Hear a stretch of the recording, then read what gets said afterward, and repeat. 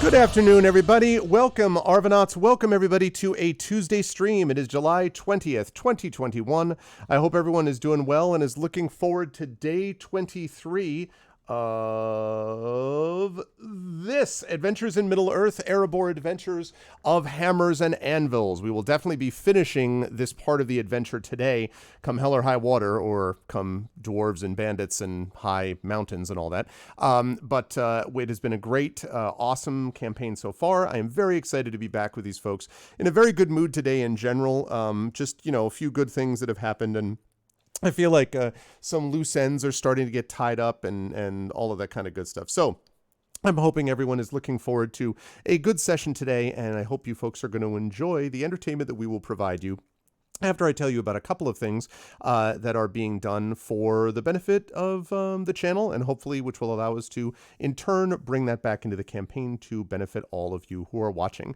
If you haven't done so already, please follow the channel. That is always appreciated. Please check out our YouTube with !ArvTube, which will show you past broadcasts of this and other streams. !ArvCord is our Discord channel where you can hang out with the Arvanauts in between streams. And the website, and also my Twitter is !ArvTweets, where I will always tweet when I'm going live and about various things as well.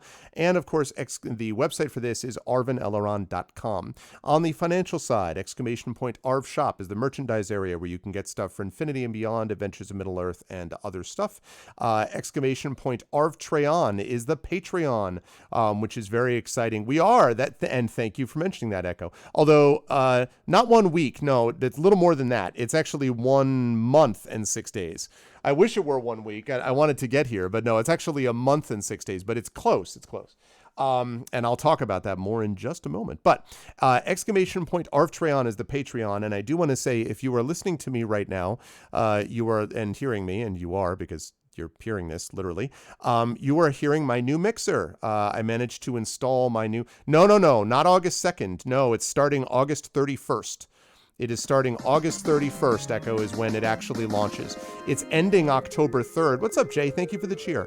It launches August 31st. It ends October 3rd. So it is launching on August 31st. Not the 2nd, but the 31st.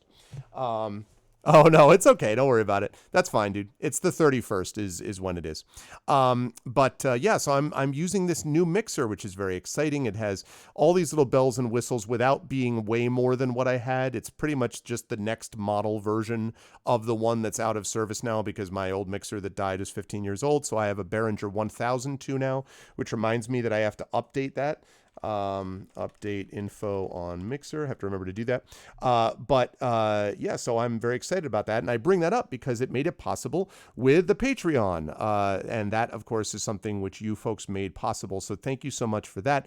That Patreon really does make a difference. It allows us to do various things for the channel, including the commissioning of various videos and music and all that kind of good stuff. And we've got some good ones coming down the pike. You're going to see some videos coming down the pike for both Eberron and for the GOG crew with Saltmarsh. We've also got some overlays we paid for. Also those sub badges. Now I know Echo made very clear that he doesn't want anyone to get rid of his silver badge, but I have to say, Echo, you don't realize how many cool badges that we have that I've got that are on the way now that finally Twitch has done what I thought they would do, which is open it up to affiliates, and they're doing it actually based on the amount of time that we've been creating on the channel, which is cool. So I actually have a bunch of badges to do, and so I have put that in the capable hands of Shadowed Mage, and in the next couple of weeks we're going to have a whole new set of sub badges rolled out for people. Now don't fear not, it's going to maintain the quill theme. It will always be the quill theme, but we're going to have some cool different colors and different effects and all that kind of good stuff. So that is going to be coming down the pike, and I'm very excited about that. So sub badges are on the way. So the Patreon allows you to do stuff, plus it allows you to inspire our players because of a variety of reasons. D&D and all that was backloaded, and so you're going to get a lot of D&D coming up over the next couple of weeks, and of course role playing in general, and so you'll be able to do those new custom sub badges and all that kind of good stuff. You'll be able to get those for the subbing, but you'll also be able to get the stuff for the Patreon with inspirations and so forth. So please support us on the Patreon, and please subscribe to the channel so that you can get those cool custom sub badges and the emotes and all that kind of good stuff, and get inspirations to help the players. On the publishing front, ! Icarus is my Icarus graphic novel from Athos Arts. Hearts, multiple award winning. I can officially say now that book is. So please consider jumping on board there and picking up a copy of that if you like cool stories. Also, if you like stories, may I recommend checking out Tales and Tomes in the Forbidden Library, my 5e adventure and sourcebook from Alligator Alley Entertainment, which is being shipped now to backers and is going to be available in retail in October. I believe October 31st is the retail release date.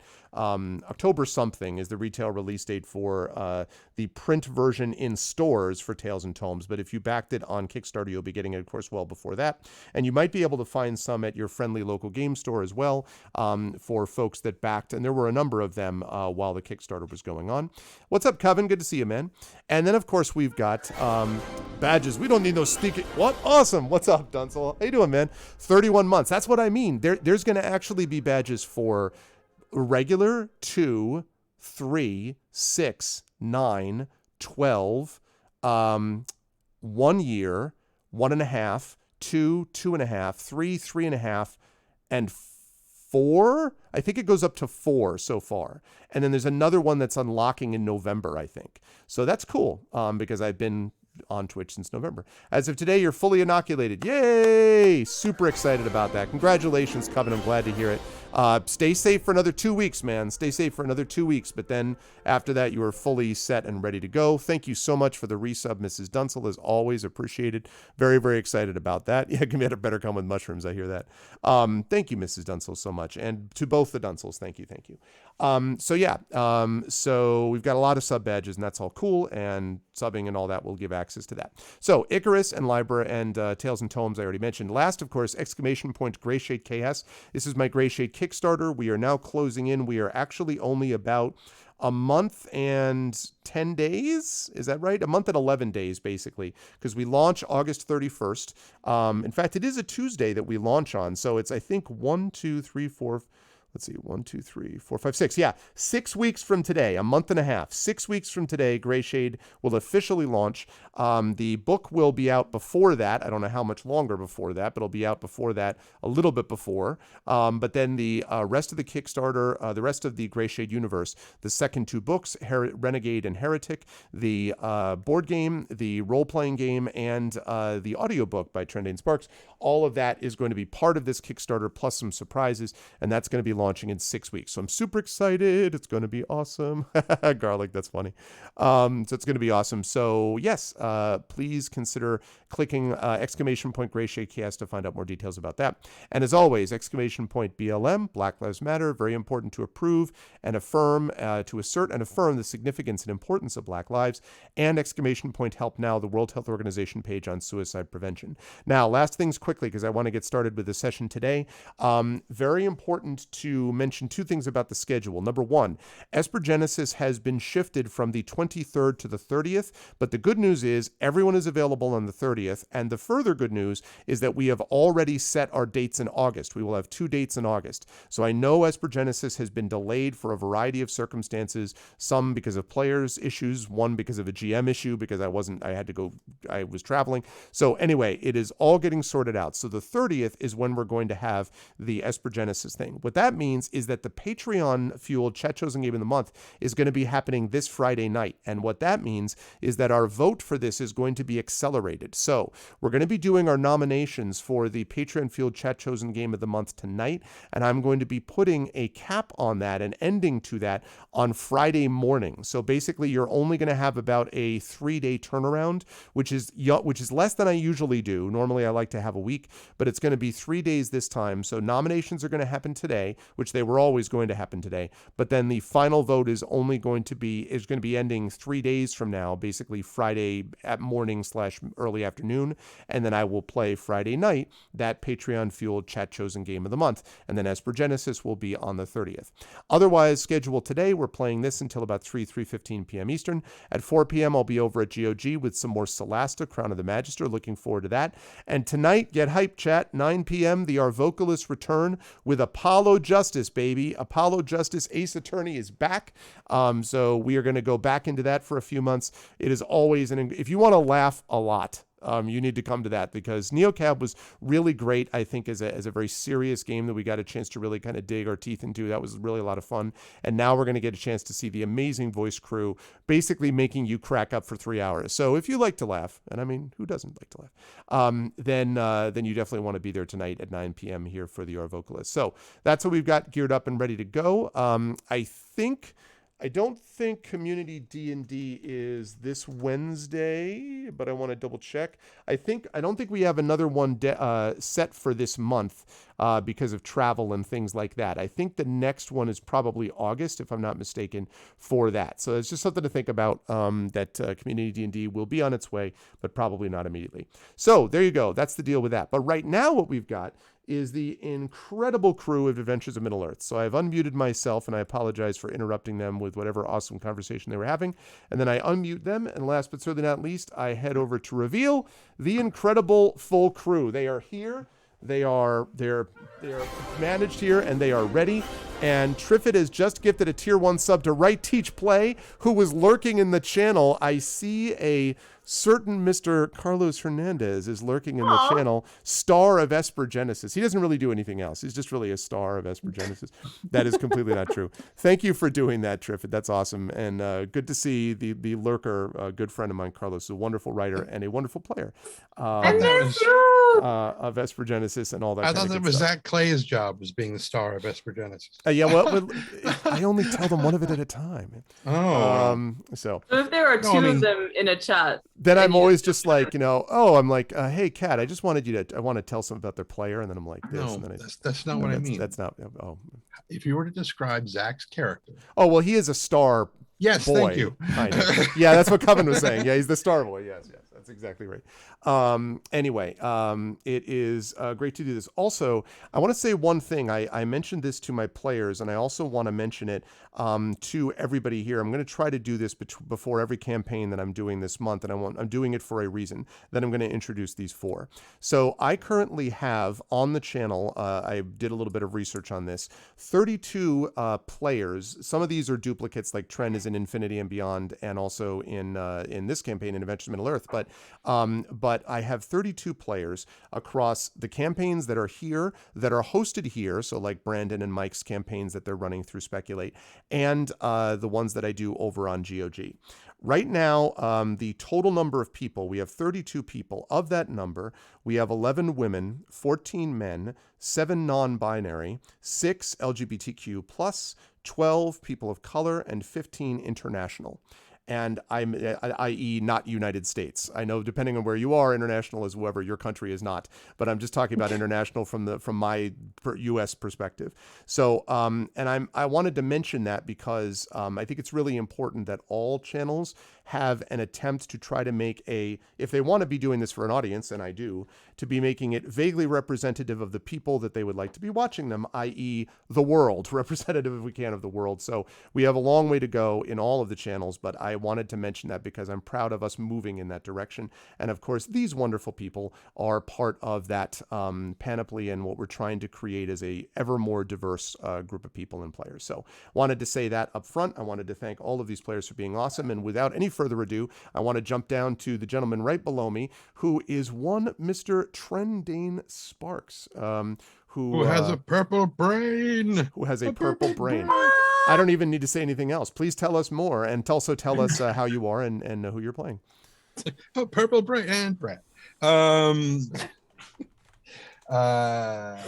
was the question? How are you doing? Who are you playing? Oh, right. Okay. Yes. I'm sorry. I'm really sleepy, so I completely forgot the question. How am I? I think I covered that with really sleepy. And so sleepy, in fact, I am so sleepy that none of us wore our shirts today. That's how sleepy I am. I mean, we're all wearing shirts. Yes. No, I'm not. I'm wearing. I was about to say, except for. But yeah, that's how sleepy that I am. All of us but Terry are wearing a shirt, and I'm not wearing a dress. That's how sleepy I am. So. Yeah, and I'm playing this guy who is frozen for the last 2 weeks in mid-swing. That's true. That's true. with his buck and a quarter staff, because he's a little taller than buck and a quarter staff. Right, exactly. Whose name is Thane Tonnybear, the Hearthmender, dwarf friend, council of no, not that last part. Yes, that's right, and is in mid swing because we have a little bit more unfinished business to do of hammers and anvils, but we will talk more about that in just a moment. It's always a pleasure to have Tren with us, and also a pleasure, of course, to have with us the amazing Brad Bollier, who continues to keep on keeping on. If you haven't bought his work, you should. Brad is an awesome prose pro writer. As I was saying about Martha Wells the other day, Brad's another one I think of in that category. And a fellow home renovator. Exactly. Because my housemate and I are currently assembling a gigantic table at which we will begin to play D&D. Yeah. So except for the fact that we have 4 legs, one of which is wrong. So he's going to have to go back to the shop, back to the store, and get the proper leg for that, because we can't. As you all know, just quickly before I get to Brad, as you all know, because you mentioned the home renovation thing. So I have this new home, and we've been doing all this stuff with like roof and basement. We're getting there. We're making good progress. But so we have these internal doors that we had to put in, one on my mother-in-law's room, because my mother-in-law would like privacy, understandably at times. So we're getting her this door, and the guy spent all this time measuring it, and then so we needed 7-foot doors, and he ended up accidentally ordering 8-foot doors. So that means it's going to be another month, because this isn't just like go down to Home Depot and buy a door like it's an old house, right? So so that was one of those things where he did actually end up going and get this really cheap door that he's eating the cost of. And he felt really bad about it, and I was just like, the life of the owner of the home. So anyway, my mother-in-law did eventually get privacy from a cheap door, but we'll see. It was one of those things where he's like, I can't believe I did that. He's like, I've been doing this for blah number of years. I'm like, yeah, I understand. It happens. Anyway, the joys of home renovation, which Brad knows all about. Brad, how are you doing? How's life in the universe with you, and who are you playing? Good. The home renovation, the kitchen remodel goes apace. We have cabinets on order at this point, so that's good. But now we're in this lull, trying to find contractors to actually do the work, which is another hurdle, particularly now. So I'm doing pretty good. I am in the throes of a book release. Yay! It came out last week. I know we had the delay. It was going to be on the day that we were playing, but we got pushed out. But so it's out. A Desert Torn Asunder is the 6th book in the Song of the Shattered Sand series, Arabian Nights inspired epic fantasy set in this vast sweeping desert. And so it's done. It's congratulations. How does that feel to be done at the end of a long series like that? Yeah, I mean, all books, like the author goes through like these feelings of closure before the books come out, because you're onto something else by the time the book is actually released, But this one's a bit different because it is a book 6 of a large series. I mean, it's, each book is 180, 200 K words. This is a 1 million+ book word series. It's been a long time. I've been working on this series for like close to 10 years, about 9 years ish. And it was the one that you first sold after Nightshade, right? I mean, it was the one that you first sold the DAW that got you, in with them, right? Wasn't that? Yeah, exactly. So, yeah, I had an initial trilogy, for those unfamiliar, called The Lays of Anaskaya. It was out through Nightshade Books, and right at the end of that arc, there was Nightshade Books had trouble financially. They ended up selling, but it was a partnership, not an official corporation, and so that caused all sorts of troubles with trying to get those assets to like a new company. But then also the company that bought them wanted to renegotiate all of the contracts, all of them, for the people that wanted to come on board. And if not enough people renegotiated, they were going to axe the deal, in which case, who knew what would have happened to all of those assets? They would have been in limbo legally for a long time, I think. Yep. That all happened. But just before that happened, we had like this trouble, me and my agent, I guess, had trouble with Nightshade, like paying advances. And I ended up getting rights back just before that happened. It was like 2 months before everything sort of fell apart. And so I ended up getting the rights back for all the books. I republished them, ran a Kickstarter to do all that stuff, but then right in the meantime, I think it was like the same week that I got that we went through that trouble, that I got the offer from DAW. It was very interesting timing. So yeah, I was very happy to land with them. I really admired them as a company because they published people like Tad Williams, Celia Friedman, plenty more that I really admired along the way. So yeah, was and still am happy to be with them. Yeah, it's good stuff. Congratulations, man. I'm glad to hear that series is complete and many more good things to come. Who are you playing in our campaign? I am playing Bolo Brasatuk, an excitable hobbit, new to the ways of adventuring, but who is earning his sea legs. He's gaining his awareness of the right way to approach danger and intrigue, which we are certainly in right now. So I'm looking forward to seeing how things play out. This definitely qualifies. Good to see Brad as always. Also good to see Terry Toons with us. Terry, I'm loving that hat, by the way. Good stuff. I am a big fan. How are you? How are you? Can't have it. But I got my own new one. I'm good. I'm fine. But I hope everything is okay on your end, Terry. How are you doing? You're obviously here and not washed away. Sadly, I know Germany has been in a bad state as of late. So how are you doing with everything, and who are you playing today? So my town luckily got avoided by the floodings. So like everything south of my place was like swept away, and some places are still underwater. So yeah, but no, aside from that, like nobody in my family or like from the people I know personally like has been affected. So at least that's the thing. At least that, yeah. However, like a lot of people died and lots of damage, a lot of people without homes now. So I was looking up like a general donation place earlier, but the thing is there's like a billion ones because every town has like their own thing. So if you do want to donate, just like Google for something like, for example, Aktion Deutschland Hilft is like one of the bigger charities.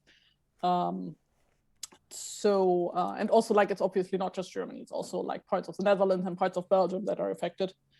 And Austria apparently too, though I think that's separate, I'm pretty sure. Like that's a different mountain range. Yeah. Yeah. But yeah. Scary stuff. That. Yeah, really fucking scary. Like every day it's like new news, and like there were also like news because like basically every town that has like a small creek going through it, which is everywhere in this region, was like keeping an eye on that water. But like luckily the river in my town, or the two rivers in my town, were not affected. So that's good. That's good. I'm glad that they were not affected, that you were not affected. But yeah, that's scary stuff. Scary. Who are you playing in today's campaign? I am playing Inge, daughter of Ida, or rather Thane Inge Homefinder, daughter of Ida. Oh God, I need to look at the full title again. Council of Dine II. She is a dwarf from the Erebor, a wanderer, a stonemason, and she has a trusty pony sidekick named Lilleman. Absolutely. I am excited to see what happens. Who is doing wonderfully right now. Yes, who is just doing great. Everything is great. Well, he's just not doing so poorly anymore. Right. He's out of immediate danger. You know, by the time you get back, he'll be hale and hearty as if nothing happened at all. But no, it's always a pleasure to have Terry with us. I'm glad to see you looking well. And it is wonderful to see, as always, Amal Almatar with us. Hi, Amal. It is good to see you. How is life, the universe, and everything? I have heard a rumor that Canada is going to open up a border again with America. So the U.S. and Canadian friends may be able to see each other again. That may happen at some point in the hopefully not too distant future now. So how are you doing? Gosh. How's everything on your end of things? And who are you playing? So in reply to, Tari's going through floods, we are experiencing wildfires in Canada across everything. So, Ottawa has not been subject to the burning, but it has experienced the smoke. And so yesterday and today, there's a kind of gentle haze over everything. It's like honestly nothing like what the West Coast experienced. And God, I can't even remember now which years were the worst ones. Last year, the year before. I mean, but it was still a very startling thing because we're supposed to be getting like a lot of rain, and it's weird to be like, surely this is all haze from like incipient thunderstorms. Oh, also ash. I wonder what that will do to things. But that aside, fertilizer. Sorry, Fertilizer. Up to a point, yes. Up to a point. Yeah, I don't know. Doesn't it? I don't know. I honestly can't even remember if it's like acidic or the opposite at that point.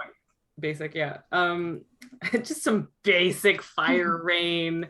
Anyway, but yeah, that aside, Stu and I are now officially fully vaxxed. We are max vaxxed. We are maxinated. You know, and Maxinated. So on. Maxinated. That's good stuff. Why has that not been seen before? That's I don't awesome. know. I can't like I just was like, surely I can't be the only person who has said this, but I don't know. I would think America would jump all over that. We max all caps, like that's maxinated. You know, we could have, but Amal keeps leaving Twitter for months at a time. Oh, that's true. See, if you weren't on hiatus again. True facts. I did briefly unbreak my hiatus on Twitter yesterday in order to announce the extremely important information that I have written erotic baseball fan fiction. So that is, you know, I just think it was important that everyone know this and should seek it out. But anyway, it out. How could you not break your? Yeah, no, I mean, really, I don't even know. I think it's very good writing, to be honest. I mean, I have no doubt. Quite pleased with myself for this. I did write it under a pseudonym, but you know, it's very. Doesn't do any good if you tell everybody here. I know. I was just like, I mean, no. The thing is, it's in the context of a zine. It is there's a zine called Diamond Hearts that a collective called Chaotic Wild has put together, and yeah, so it features like a whole bunch of different baseball stories. And yeah, it's cool. I think it's cool.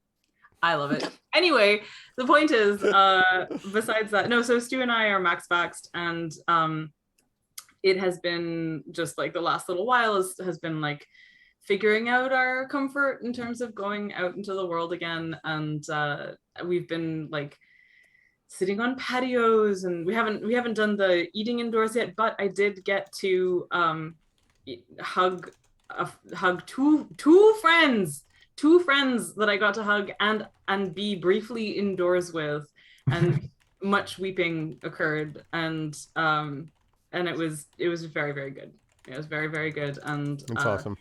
Trying to do more of that. It really does feel like, you know, people are talking a lot about not knowing how to socialize anymore and stuff, but it's not, to me, it's not so much like a knowledge thing. It is a muscular thing. It feels like there is a social muscle that has kind of atrophied over the course of the last, you know, year and a half. And so it's not that there's a lack of knowledge, is that like it just gets exhausted very quickly. And so I find that the friend who I got to see, I was visiting her classroom virtually, but from her place. And so we just kept on poking each other to like make sure we were real, and it was super surreal to see both our faces in the same Zoom box for the virtual class. But it was I don't know, it's just a whole lot of feelings are happening. But yeah, other than that, I'm keeping a balcony garden, which is making me very happy, and growing me cucumbers and tomatoes and nasturtium blossoms, which I eat. And the what blossoms? Nasturtium. I can pick some and bring them to you. Yes, I will do that actually. Nasturtium, if you want to write it. I will just, you know what? I'm just going to show you. Well, introduce who you are first. I already duck. Yeah, so I am playing a character called The River, who is a woodsman of Rosgobel, who is a fighty bard, a warden, and she and... That's a German name. Okay. Lecker. I would like you to write that down for me, please. But anyway, yeah, so she has a hound of Mirkwood named Stone, and yeah, and a girlfriend named Ash who is not present currently, but you know. True, but is managing with great skill and ability, no doubt, the place of Haven, which is of course built by this party as a haven for escaped enslaved persons. I just realized that we have mentioned both Rivers and Ash in this conversation before actually talking about the characters. So yeah. Oof. Yeah, sorry. The non-apocalyptic versions of those are The good ones, are in our game. But yeah. Oh man. All right, I'm actually gonna grab some nasturtiums while you continue. Okay, that sounds good. I'm going to talk a little bit about what happened in our last session, although it's going to be fairly easy, I think, for people to pick up on it because, thank you, Keeper of Kitsune, for the follow. Welcome to the Argonauts. It's going to be a fairly easy one because there was some fighting going on. Specifically, what happened in our last session is the party had... Make sure I got my music on. Hold on. Yes, I think so. I gotta play my music. There we go. I gotta play my music first. Okay, there we go. So the party has traveled to Erebor, although the party took rather circuitous routes to do so. They did not all arrive at the same time, but they were trying to get to the Lonely Mountain because of what it turns out was a plot from Lord Gunvar to in some ways increase the doubt and hostility between Dale and the people of the good dwarves of Erebor, and also dwarves and the race of man more generally, but also because of whoever he might be working with from the dwarves. The party has its suspicions about who it's likely to be, Kitsune, yeah, my apologies. It's I'm not entirely sure, but the party has some pretty good guesses about who the dwarf might be that is trying to build into this betrayal of his own people, as the party sees it.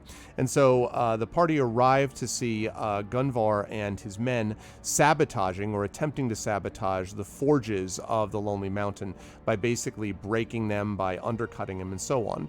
The good news, of course, was that the party had arrived, and so with some variation on quiet and not so quiet in this sort of smoke and reek down below of these forges, the party snuck up on the men who were engaged in doing this and then began their assault. You can see actually that we already have a initiative order up. And Tani, as you mentioned, was in mid-swing, basically just about to, knock this guy over, this person. And I believe it was Inga that did this. Inga was also able to ring the alarm gong, basically ring the alarm bell within the valley. I'm not sure if it was Inga who did that. No, somebody did. Yeah. Somebody did. But began to ring. Yeah. Who is it? I rang the bell. You rang the bell. I'm sorry. Okay. Yeah. So it was the river who rang the bell and alerted the rest of the dwarves. At least you think so, because it has now been taken up. The alarm bells have been taken up across the mountain, and there apparently is help on the way. And so as we head back to the party, we will begin at the top of the round with Bolo, and we will see what happens as the party has to somehow stop this assault. Now, the party is heavily outnumbered. There are probably 20, 25 people down here, if you had to guess at least.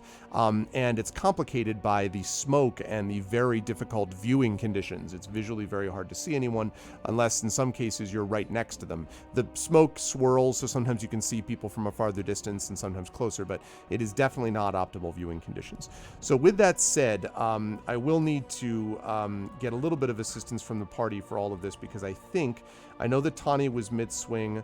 Bolo, I think you were hiding, if I'm not mistaken. You were sort of concealed watching what was happening. Yeah. The river had just rung the alarm bell. And Inga, I don't remember if you were getting ready to charge. I don't remember what Inga was doing exactly. It's been quite a bit well, since the our last plan was to distract people from Bolo so that Bolo could get behind them, at the Right, that's alarm. right. That's what I thought. Okay, so with that said, I think she threw one of the axes at the people and missed. Yep, I remember that. Yeah. So that leads us to then Bolo, and you are up first, and then Tani is on deck. We will see what happens with the rest of the men here that you're dealing with. But Bolo, you are currently concealed. So far, they have not seen you. There are people that are walking down towards Inga. I'm pretty sure they were walking in your general direction. Gunvar and the rest of his men. But Bolo, you are as yet concealed. What would you like to do? Yeah, I think I was down by like one of the forges or something. Yes, that's right. Along those lines, because there was a bunch down here. Yep. So the alarm bell rang. Yes, is ringing actually. So I'm getting a lay of the land, so to speak. I mean, I'm here to sort of just kind of see what's going on because I'm still not sure I understand exactly what they're trying to do. Okay. I know that they were like sort of sabotaging one of the forges, right? Yeah, cracking the walls so that all the goo inside leaks out.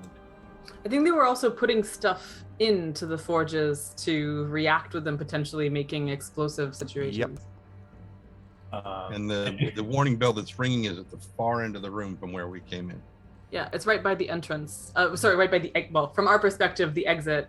But also, like, my sense is like there's a lot of smoke in the air, specifically because of whatever they're putting into the vats that is reacting with the metal or the ore or whatever is. That was. Am I remembering that correctly? That yes. Yeah. I'm just saying, like, it doesn't. I don't think it needs like, a lot of like rumination or thought to be like, oh, they are doing something bad to what's in the vats because now there be smoke. But yeah, they have. That's absolutely right. They have added. I'm trying to find like alarm bells, and I'm not. No, I've got music already. I'm trying to find alarm bells, and I'm not succeeding. Anyway, yes. So these bells, the dong da da dong da da dong da da dong, are ringing, and there's a great cacophony of them because they're not all the same.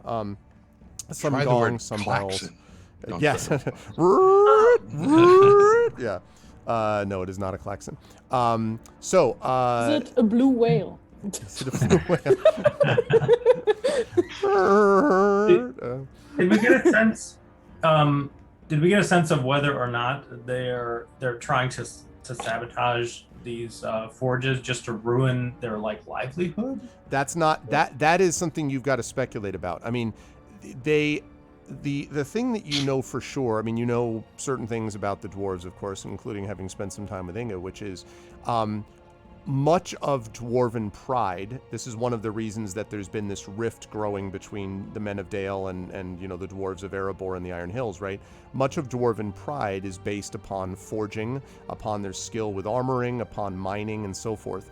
And so striking at the heart of the dwarven power, it's almost striking at the dwarven heart, right, to go at their forges. So especially this particular this particular forge, exactly, which has such resonance and reverence within the dwarven people. So that's clearly got to be part of it.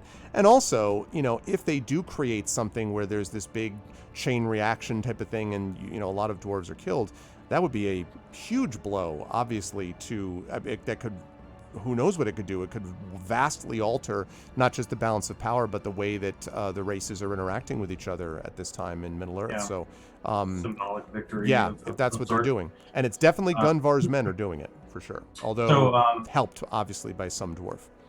I'm on the lookout for Gunvar himself. Okay, you can see him, actually. He's easy to see because he's at the front of his men with his sword drawn, marching towards Inga. Okay.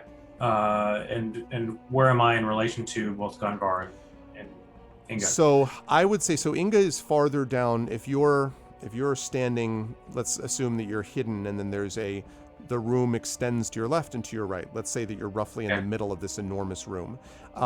Inga is standing there with her battle axe at the ready, and I assume Inga looking super dramatic and impressive with the glow of the forge, silhouetting, Inga and this, with the smoke swirling. And Gunvar and his men are walking down, probably, Bolo, within the next 6 to 10 seconds, basically within this turn, they will probably pass by your position. So, because they're walking / almost jogging towards her. Okay. I'm going to hide myself, and I'm waiting for an opportunity to attack Gunvar in particular. Okay. Can I actually quickly hold my action? Two quick questions. Sure. One, okay, no, actually you answered one of them. The other one is, before we actually get into it too much, could you give us a quick refresher on how you've updated the flanking rules? I just figure if we're going to be in close quarters here at any point, I just want to get a sense of how we were doing it, because it's been a while. Right. So a called shot, you have to declare your flank beforehand or something? That's right. And mostly the flanks also I'm not permitting for people that are not warrior types. So you and Inga are both capable of doing this, but for Bolo, who's really more of a roguish figure, and for Tani, who certainly can obviously mix it up with people, but that's not the path that he's pursued. Flank is really a specific thing, which is really kind of learned by fighters. I'm modifying it slightly for the benefit of this campaign. So you and Inga can do this. Although, narratively speaking, if, for example, one of you was like, I want to learn that flank thing during, let's say, a certain downtime fellowship phase, that's something we could certainly discuss. But that's the idea with that. As far as that's concerned, yes, you basically have to declare that you're attempting to flank. And to do it, you need to make sure that you've got a person from your group on the other side of you. And that does not have to be Inga, by the way. So or the river correspondingly. So if you're on one side and like Tani or Bolo on the other side, you can declare a flank, River. Tani and Bolo can't, but you could declare a flank in that scenario. Or if Inga was on one side and Tani, Bolo, or the river was on the other, she could also declare a flank in that situation. I will point out, however, that is also assuming that you are not also being engaged by someone else. So if you've got someone on your side from the enemy, like on the other side of you, you can't flank because you're too busy. You're basically going to incur opportunity attacks by trying to flank on them because there's someone that you're worried about over there. So. Okay. This is actually... I was remembering a different thing which you didn't mention and didn't remember this. So okay. The thing that I didn't remember was the only warriors, but the thing that I thought it was involved was that the person you are flanking with has to be actively attacking the same person. Did I make that up? That's right. Yes, that's right. They have to be engaged with them in combat. It's not just like they have no, their not back. just not there. No, they have to be engaged in combat. Yes. Yeah, sorry. Right. Thank you for the clarification. That's right. Okay.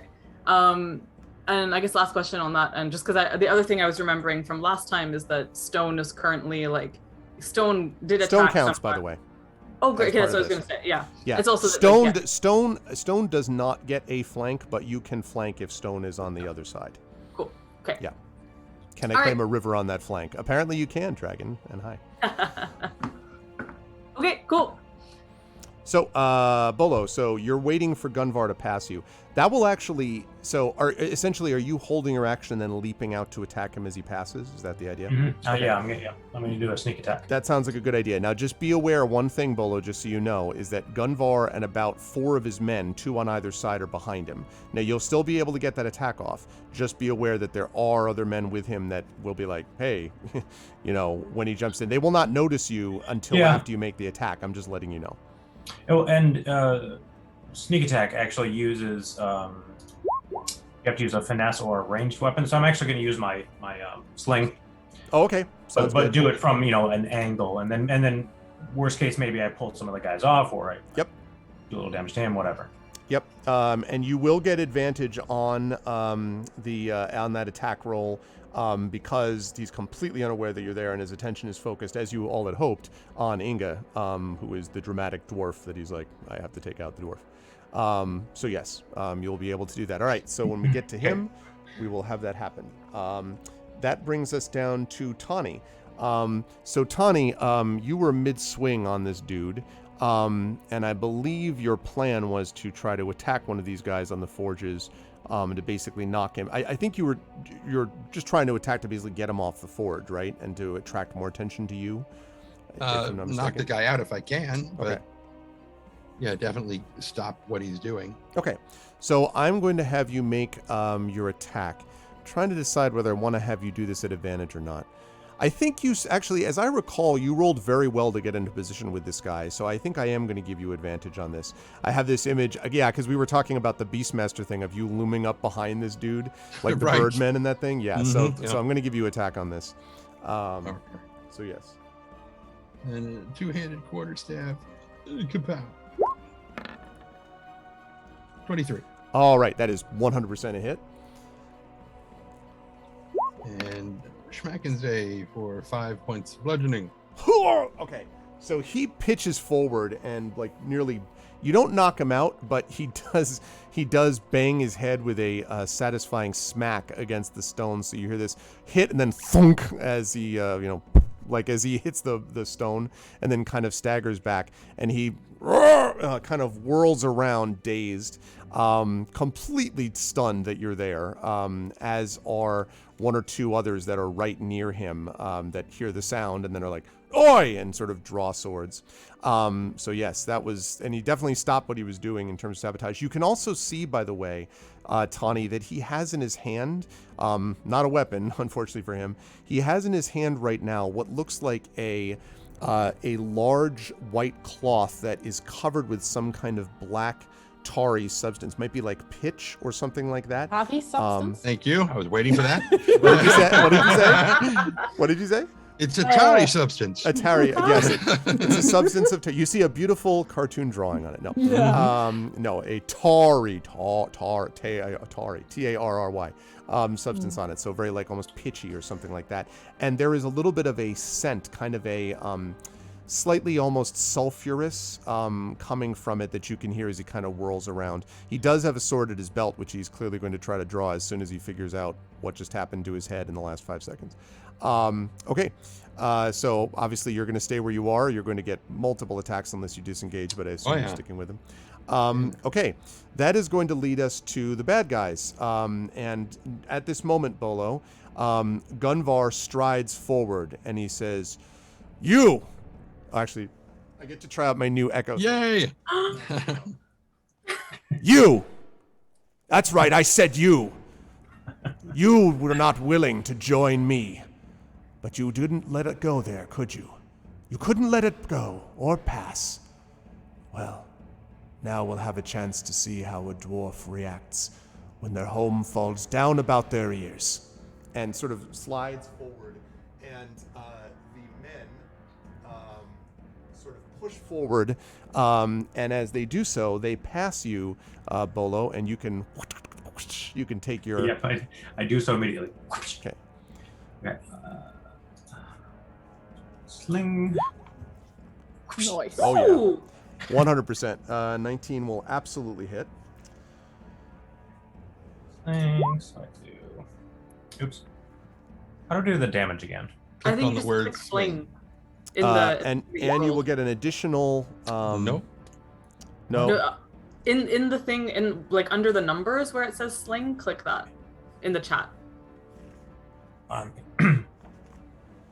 In the chat. Oh. So, like where the rules appeared. I got you. Yeah.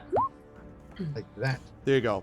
But you're going to get additional because, as it mentions, you're going to get 4d6 extra damage because this is being done as usual. 4d6? The regular attacks, everyone's like, that's not a big deal. Oh yeah, sneak attack is absurd. It's absurd how much damage this does. So Yeah. that's 20 points of damage. Yeah. Oh yeah. This is why. Yeah.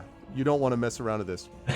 Please tell me The you start stone- singing Lazy Stone hits Rob. him right in the temple. Yeah, exactly. I'm sort of imagining the stone skipping from temple to temple and just like feeling. Like Lazy a daredevil Rob shot. and Crazy Cobb. Yeah. Yeah, you absolutely. There's actually a sickening crunch as the stone strikes into his skull, and he and he sort of falls. He literally almost falls to a knee, and then turns around with murderous fury in his eyes, and also a lot of blood pouring down his head. Mm-hmm. And the men sort of see you. Now he was just past you, and the men see you, and he's like, he looks at you, and I'm not even going to bother to turn on the thing because he just gives this.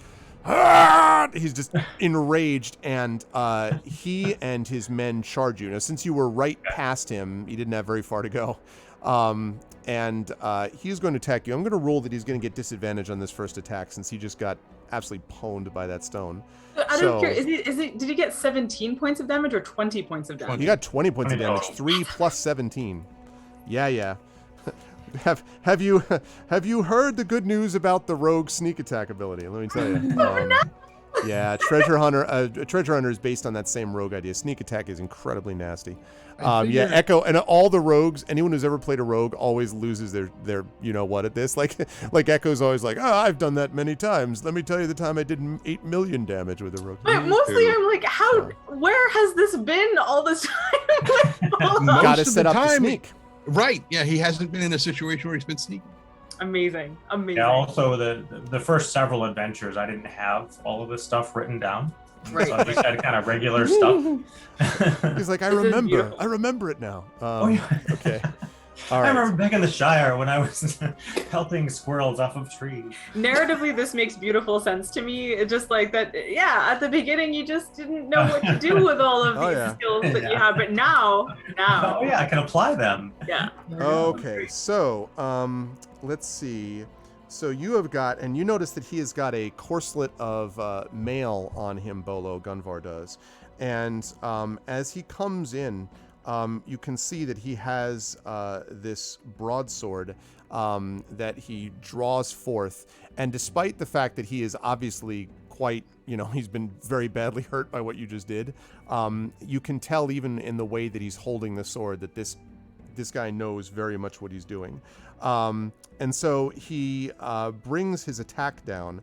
But again, I love the narrative that we would have here. This would have been a 23 to hit. But instead, because of the disadvantage, it is a critical miss, which I think is very appropriate. So he swings past you. Perhaps he's aiming. It's like LeBron James in the playoffs got hit in the eye, and then he said he hit a shot afterwards, and he said he had to aim for the hoop in the middle. Like there were 3 hoops that he could see. So basically, he obviously aimed at the wrong Bolo, is what happened here. Then his men also attack you, his men at arms. And there are 2. 2 of them actually continue towards you, Inga, because he had 4 behind him. But the other 2 are going to stay on you, Bolo. The first one is, let's see, they do not get disadvantage since they were not hit by that. They have a 20 to hit and a 7 to hit. So I'm assuming the 7 misses. The 20, though? Wait, against whom's? Against Bolo. Bolo's AC. Oh. Where am I? AC up. Where am I? 14. Yeah, so that is going to hit. All right, they are going to do to you. All right, 8 points of damage slashing down upon you. As one of the men hits you. You dodge out of the way nimbly, but then another one strikes you. And I also want to note to everybody, by the way, just as a reminder, that currently you are dealing with the miserable condition, Bolo. Oh shit! I forgot. Which means, just as a reminder, that when you are miserable, it means that you have disadvantage. Oh, shoot! I forgot about that. No retcons. Yeah. Disadvantage on. Well, you have miserable creatures have disadvantage on attack rolls, which means you can't really get sneak attack. You have to have advantage on an attack roll to get sneak. So. Well, now let's it already see. happened. That already happened. Are we going to remember that the next time that you all ask me? Like, oh wait, I forgot. Sure. Can you please? But we do that. We're good players who tend to roll with the stuff Really? instead of undoing the thing. It's all right. I will allow. yes. Since this is coming out of the smoke, I'm going to allow it. But going forward, Bolo, you're not going to be able to get this until you clear this miserable condition. Okay. Okay. Also, the creature automatically fails charisma ability checks. Although, did you have an inspiration waiting for you, Bolo? By chance, did you have one? Because what I could do, here's how we retcon it.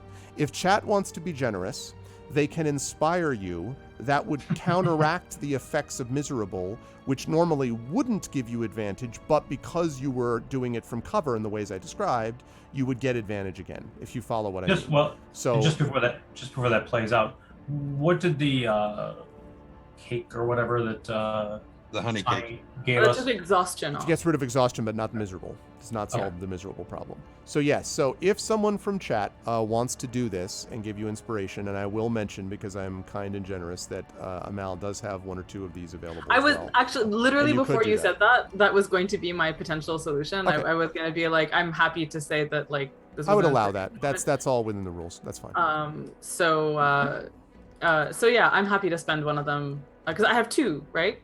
I haven't used it yet this month. That is right. You have yes, you have 2. That's right. Effect So Life it is turns inspiring. out. Oh, sorry, go on. Effect Life, are you inspiring Bolo? Or I just saw exclamation point inspire Bolo in the chat. Oh, let me see. Let me double check actually Effect Life. You should have let me just double check here. Inspiration dash who? Do you Effect Life? I feel like I did give you one because you have one every month because of the Patreon support. Did you use it earlier this month by chance, Effect Life? I think you did. I think you used it on one of the Talisman Adventures one. So I think you used it up, Effect Life. I'm pretty sure. Because I think we talked about it at the time. So you need to go tell the Lord of the Adventures Middle Earth people to go yell at the Talisman people for having a problem. Yeah, I'm pretty sure that's what happened, Effect Life. Yeah, I think that's why. Okay, so anyway, but it's okay because Mal does have some, and so Mal has inspired Bolo, which means everything that just happened. So we're all good. So we're all good, and that all happened. Okay, glad we had this I moment. had absolutely completely forgotten about the miserable thing, which was such a huge part of last. It's just been a while. It's been too long. I know. That's why I'm glad. Pandemic that we're back brain. into it. Pandemic brains. Tony actually baked antidepressants into the honey cakes, Right. so it's all good now. I have no doubt that is what we wish happened, but sadly. Okay. Hey, you're the DM. If you want to wish it, it happens. I said I appreciate that you're all wishing it. Aspirational roleplay. You said you wished. I just, Remind me again, because I also forgot about the miserable thing. Where did it come from, and what is From the horrible smell, the horrible trench as we were smell coming as they down. were crossing. all of you had to sort of resist it, but Bolo was unable to. Yeah, and I got a level of exhaustion. Yep. Which then got taken away by the honey cake. So did Stone. Yep. So Yeah, I was exhausted too, I think. I had both. And just a quick reset while we're on it. Bolo, I have you now after that hit with 27 out of 37 hit points. You were at 35. You had lost 2 from something. I don't remember what, but. So because I hadn't done all of my stuff early on, okay. I have a thing that gave me an extra constitution, so I should be at 44 is what I have. Okay. So then that would have meant you were at 42, basically, because starting out 42 out of 44, because you were down 2 hit points from something, I don't remember what. So so we'll say then that instead of being 27 out of 40, 30, whatever, we'll say that I'll give you 2 more, so that means that you're 29, no, that's not right, 42, and then you got hit for, what did I just say? 8, right? 42. 8, but I'm using uncanny dodge, so I'm going to take half of that instead. I paste that into the little chat area. Yes. We can do that. cool. No, that's it. Yeah, that's an inspiration in this channel though, Coven. But but Effect Life was doing one that was on Gog's channel. That was in Gog's world, so that's why. Yeah, it's not over there. Okay, so right, uncanny dodge. So that means you'd be taking 4 from that. So so you'd be 38 out of 44. Yep, got it. Okay, and then just quickly, and you have 0 shadow points. You're miserable. Tawny, you're 40. You're at full hit points, 48 out of 48, but you have 4 shadow, right? Inga, you were at 46 out of 48 with 6 shadow. And River, you were at full 50 out of 50 with 5 shadow, yes? And Stone, I have at 28 out of 28 with 1 point of shadow. Okay. Wait, what? He has 1 point of shadow.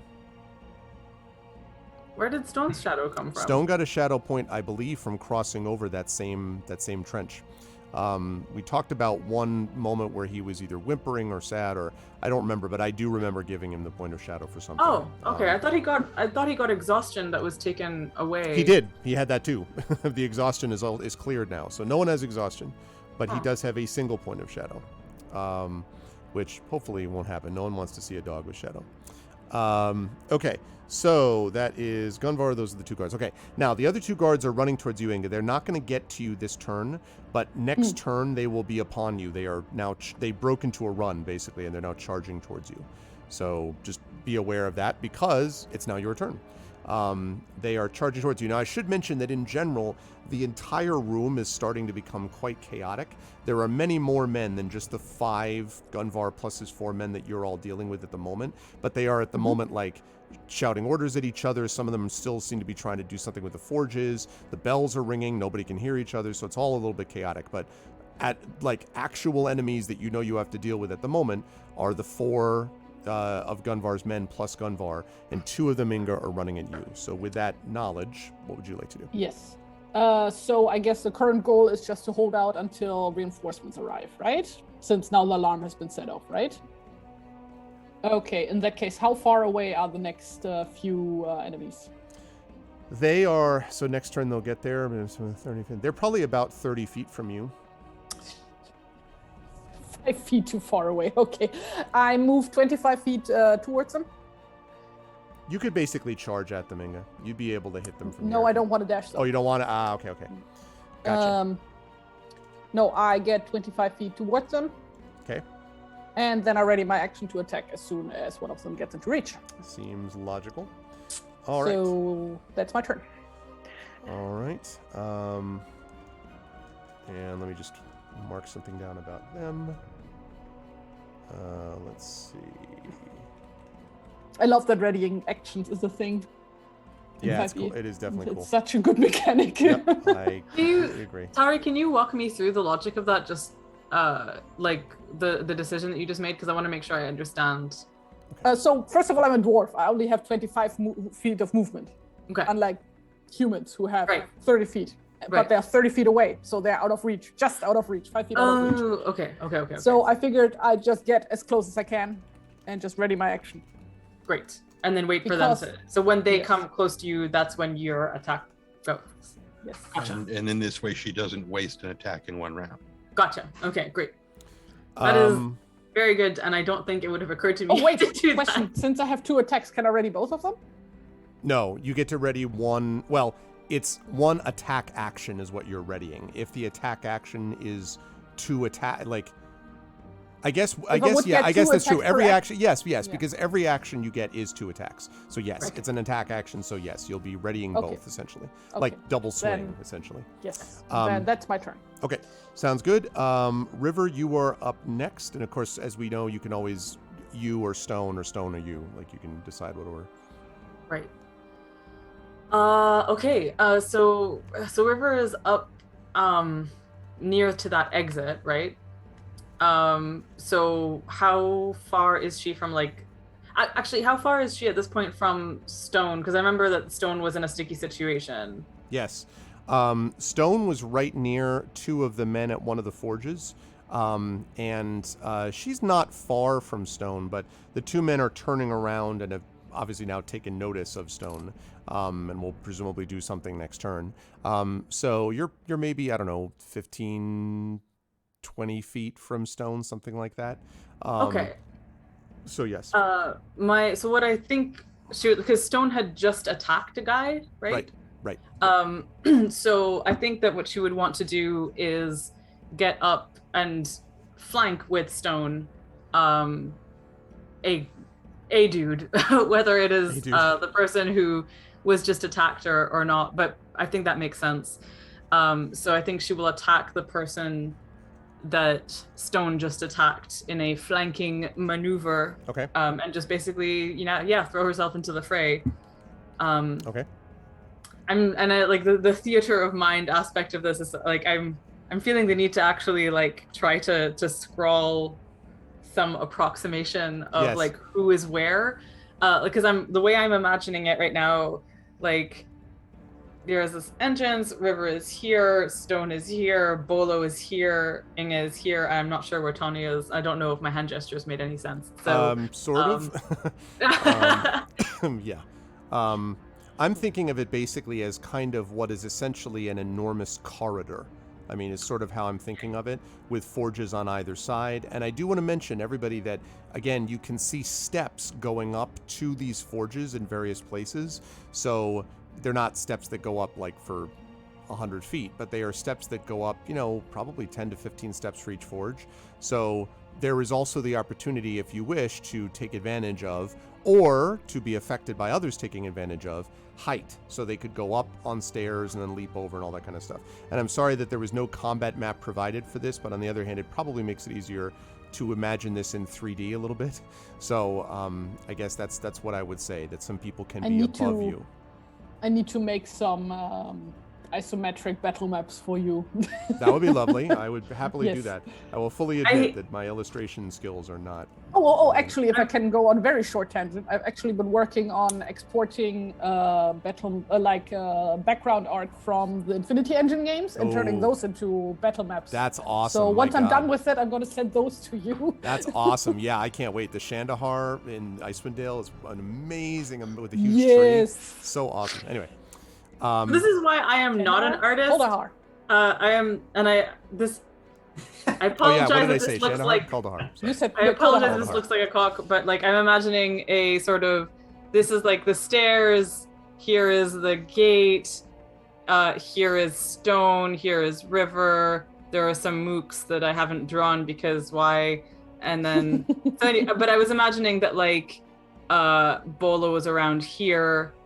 And Inga's around here. Yeah, I think that's probably right. It doesn't open up quite as much out. Like, there isn't a spot where it opens out as much as it's just up and down. You know, like gotcha. Consistent. But yes. Cool. Okay, so so does that make sense for my action for to flank you can the definitely guy do that? Okay, so and I get 2 attacks. Yep. So I'm going to 2 attacks with 2 hand axes. So Kathunk is 1 attack. Okay. That's so it's a 17 and a 15. Mm-hmm. 17. The 17 hits, the 15 misses. Really? Oh dear. Horse Little Male. These guys are well armored. Okay. So that's 1 hand axe that does 8 slashing. All right. Noted. And this is the guy that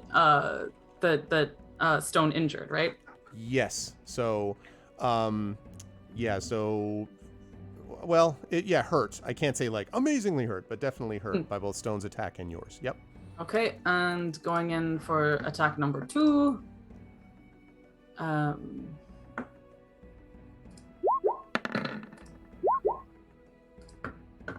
And that is a 22 and a 10. A 10 will miss. 22 obviously hits. And that's another 8. Okay, same guy, right? Yeah. All the same person. Okay, that definitely has not been a fun 15 seconds of his life. And Stone, I think, goes next. Yep. So we'll stay on the same dude. And Stone is gonna bite. And that's a natural 20? Is that a 20? No, it's a, sorry, that was 14. So it's a natural 20. Regular 20 will hit.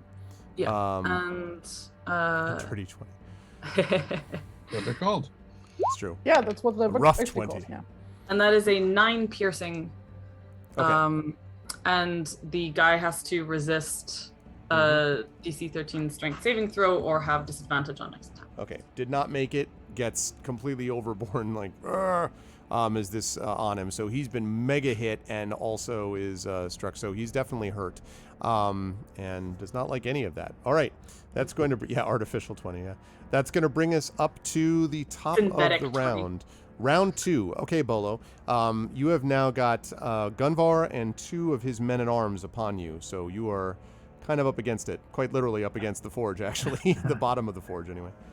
Okay, so I want to use an action to disengage. Okay. Nice. And so we're kind of at one end of this sort of longish room, right? Right. And my assumption is that help will be coming from the opposite end. So I'm headed that way. I've sling in hand. I'm gonna retreat that way as far as I can while still getting off 1 shot. Okay, you can do that. Now they'll still be able to run after you and probably engage you because they'll move faster than you, but you can disengage without getting attacked by them. So yes, you can do that. Although I should say, yeah, because that's your bonus action. Yeah, so you can disengage. You can then, now you actually have a couple options here below. Disengaging means you move away 5 feet. That would be enough for you to get a sling attack off. So you could disengage. That's a bonus action. Then you have a move and a regular action left. Yeah. With your regular action, you could either double move away from there, or with your regular action, you could then attack from almost point blank range and then book with your move down the hall. You could try to do that. Normally you would have used that move to disengage, but because of cunning action, you did that on your as a bonus instead. Right. I'm going to move and then fire. Okay. Rationale being I want to sort of split their attention a bit from the others. Who are you firing at, by the way? Which guy? Gunvar himself? Gunvar again. Okay. Yeah. Wait, was it Gunvar who you hurt with 20 damage? Yeah. He hit Gunvar. Yeah. I'm so happy here. I'm just imagining that jerk with like blood streaming down his face. Matting his gray skin. Oh, yeah. Hell yeah. Absolutely. Okay, so we got a 13, I think, because this is not advantage. That is a miss, sadly. Also remembering, actually, you have disadvantage on attacks anyway because you're miserable, so it'll be an 11. Okay. Misses. So where I went was a place where I could get some decent cover, like maybe behind the next forge or something like that. Okay. Assuming there's more kind of along the way. Yeah, you can. Of course, there's also a lot of more men along the way, but it's one of those. I do the best I can. Just try to find some place sort of. So given that there's like a lot of smoke and stuff, is that enough? Like, I don't actually know how Bolo's vanish into the shadows moves. He can't get a sneak attack from the smoke there. They're watching him literally as he's going. Oh, no, I'm not talking about sneak attack. I mean the vanish into the shadows thing that he can do as a hobbit. Oh, well, the hide in shadows thing, the art of disappearing, the revealing. That's so this is the thing. Here's the thing about that. At the start of an encounter, where the location you are is entered by newcomers, and if it offers even the smallest opportunity, you can expend inspiration to disappear. So a few things. One, you need to expend inspiration. Two, they are not newcomers anymore. Like, I mean, they have... Yeah, they sort of know where I am to a degree and stuff. That's why. But otherwise, it would be a good thought. One thing that just struck me, maybe because I just happened to randomly see this. Anyone who saw the Captain America, the first Avenger movie, there's a scene where they're battling in like Hydra's like base, basically, and it's very much, if you took away the metal and added forges instead, it's a similar huge room. There's stairs up to the sides of them and things like that.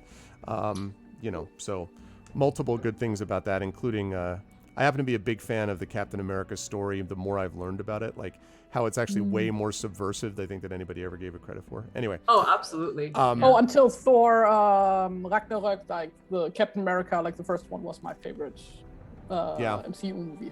I think my favorite is Winter Soldier of the whole MCU. I really like Winter Soldier, but really, yeah, I really admire a lot of so what that boring. does. But I'm not a huge Marvel guy. You got to remember, I like them okay, but me neither. I'm like DC. You're a DC. That's right. What? Really? Yeah, really. Joyless, desaturated universe. No. Comics, the DC not the comics. Oh, the comics. Okay. Not the movies. The movies are, for the most part, dog shit. Yeah. Even Wonder Woman? At best, they are okay, okay. Like some of them. Okay. Yeah. Right, okay. So, let's see. So that was Bolo, did that, ran. Okay, did the thing. Right, okay, good. So you're able to duck behind sort of Bolo, although you have this horrible feeling, let's even call it a miserable feeling, that a couple of the people near the forge may have seen you. The new people like duck in or whatever, but maybe that's just you feeling sad. Okay, Tani, you were up next. The bells continue to gong, by the way. Tani, you're up next. You had this guy who's right up under your grill, and that you struck. You could do so again. His two friends are stepping up next to him, drawing short swords from their belts. These, and they are also, I should say, all long swords. All of these guys have corselets of mail. All of these guys are like pretty well armored. So this was a legit like invading crew. It was sortie, with a number of people. Sorry. Right. So Tawny's here. The guy that he just hit is here. Yes. And the forge is here. That's correct. Yep. and the two men are kind of stepping up next to you on the sides almost. Okay. Yeah. Okay. But since we learned this so well in the tutorial in Solasta, how about I just shove this dude into the forge? Oh my god. Now here's the thing. He's not above it at the moment, though. Oh. There's an access point which I mentioned, like a almost like a trench that leads into the forge, which is where he was doing his thing. So he's not actually up above the forge. That would have been awesome, but he would be way higher. It would have taken you much longer to get up the stairs, like to get all the way up to him. So sadly, you could certainly shove him into the side of the forge again and be like, have your head hit it again. But Yeah, just out of curiosity, do the forges insulate, or are they actually like searingly hot? no, they're themselves? not. No, there's a lot of heat in this room coming from the top of the forges, like kind of, because there's so many of them, and this is like lava heat basically. But no, Right. the sides of them are built of stone, which is relatively cool to the touch. Actually, if anything, Oh, okay. it would be So unworkable. slamming without. someone against it would not be No, a sizzle just inducing. burn. Yeah, okay. Brick That pattern on sounds the like side a of his safety face. hazard. Like steam heat battle, like Yeah. let off some steam, Bennett. Sort of thing. Okay. Does Tawny have any open area where he can make an attempt to retreat? Or are they kind of boxing Yes, him in? I would say so. Yes, I think so. In fact, if you don't do it now, the two guys are probably going to close in behind you. So yes, I think so. You are going to have three guys, like, they'll be able to catch up to you, but yes. So sure. Do you want to do that? Yeah. Okay. He's going to disengage. Okay. And he's going to, start making Backing his up. way. Bark, bark, bark, bark. Yeah, heading towards where the river is. He can kind of skirt his way around. Okay. In that direction. That sounds possible. Yeah. It's funny because everyone's backing up in different directions, but I got it all in my head. Cool. All right, you can do that. Let me ask you, Tawny, are you putting on like the dodge action as your action? Like if you're moving, you could just set it where you're just going to be straight that was my defensive intention. crouch. Okay. Yes. Got it. Cool. All right. Next up are the bad guys. First, we're going to talk about Gunvar and his men-at-arms. They do, as you had feared, Bolo, come running up on you. Gunvar is still very displeased with you. I can't imagine why. I don't know why he'd be upset. Okay. And is going to strike down upon you with what he hopes is furious anger. Let's see. That is going to be a 17 to hit. Who is? Sorry, On who's Bolo? that? On Bolo. Bolo, what's your AC? Oh yeah, I'm 14. Okay, I just want to make sure. Okay, so that is a hit. He's not happy with you, Bolo. That's another 9 points of damage there. Now, you can uncanny dodge. Be aware, you only get to do that once. So once per turn or per round. So if you want to dodge, you can do that now. Just be aware his men will then strike you. So I do. Okay. That's fairly hefty. So then that'll be rounded down to 4. So that means you are down to 34. Then his men-at-arms come up and they do the same thing, one each. That first one is a terrible roll. That is... it's going to be an 8, which is obviously a miss, and then a 20, which is not a miss. Not a natural 20, though.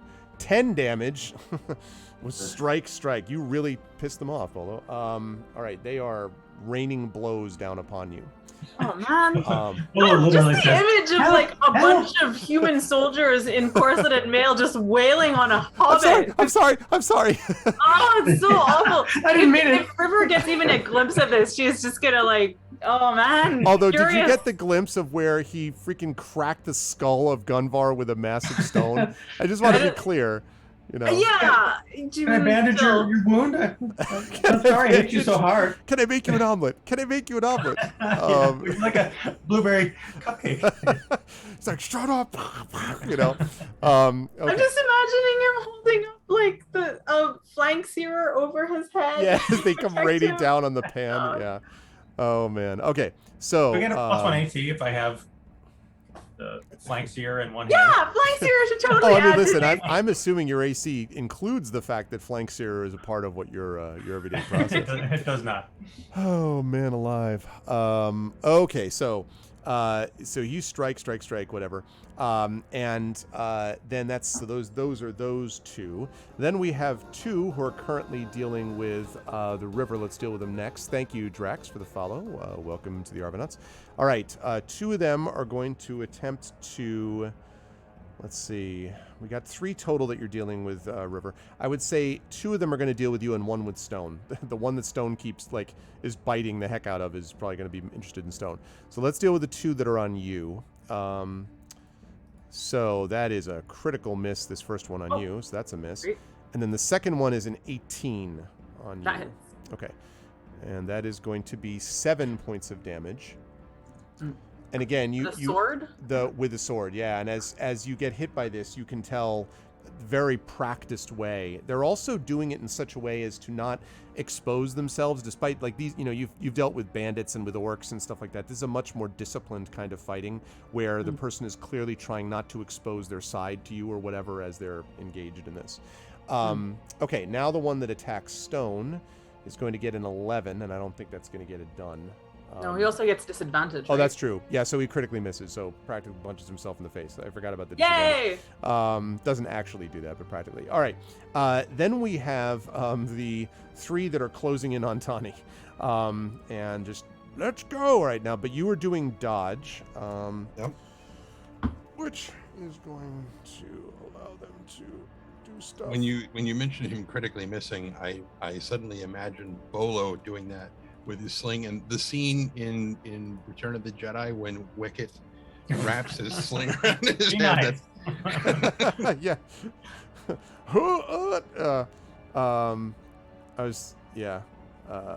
Okay. So, all right, you can see all of these attackers, so that's good. And so the attack rolls are going to be made at disadvantage. All right, the first one is going to come in upon you, and they're going to get a 14 is their lower number in that first attack now. Okay. Second one is a 21, but it could have been worse because the other one was a critical hit, so... No, that wouldn't matter. I'm immune to criticals because of my armor. Right, because your armor. All right, so 21 does hit. And so that is only 5 points of damage, a little bit of a glancing blow. And the third one, and final one, is going to critically miss and almost critically miss. So good work by them. I guess that's what happens when they hit something, try to hit something in the smoke. Okay, those are those attacks. And now we have the ones who are on Inga. So now, Inga, they are going to close in. So you're going to get your attack on one of them because you can't, so you'll get your 2 attack action on one of those guys. And then they'll both get to attack you. So which one comes first? You first. You're interrupting that. You're like, huh? No, huh? I mean which one of them gets was any of them injured before that? Or no, those guys were not injured. Oh, okay. They were so both fresh. Yeah. So left or right, choose your right. your fighter. Okay. Oh God, nope. That probably does not hit. That is not going to hit, sadly. Oh, for fuck's sake! Oh man, neither one. Swing and swing. You're just so angry about what they've done to Erebor. They're just like, what are you doing to my people? Swinging wildly. Yeah. The sun was in my eye. The sun. The smoke was, the smoke.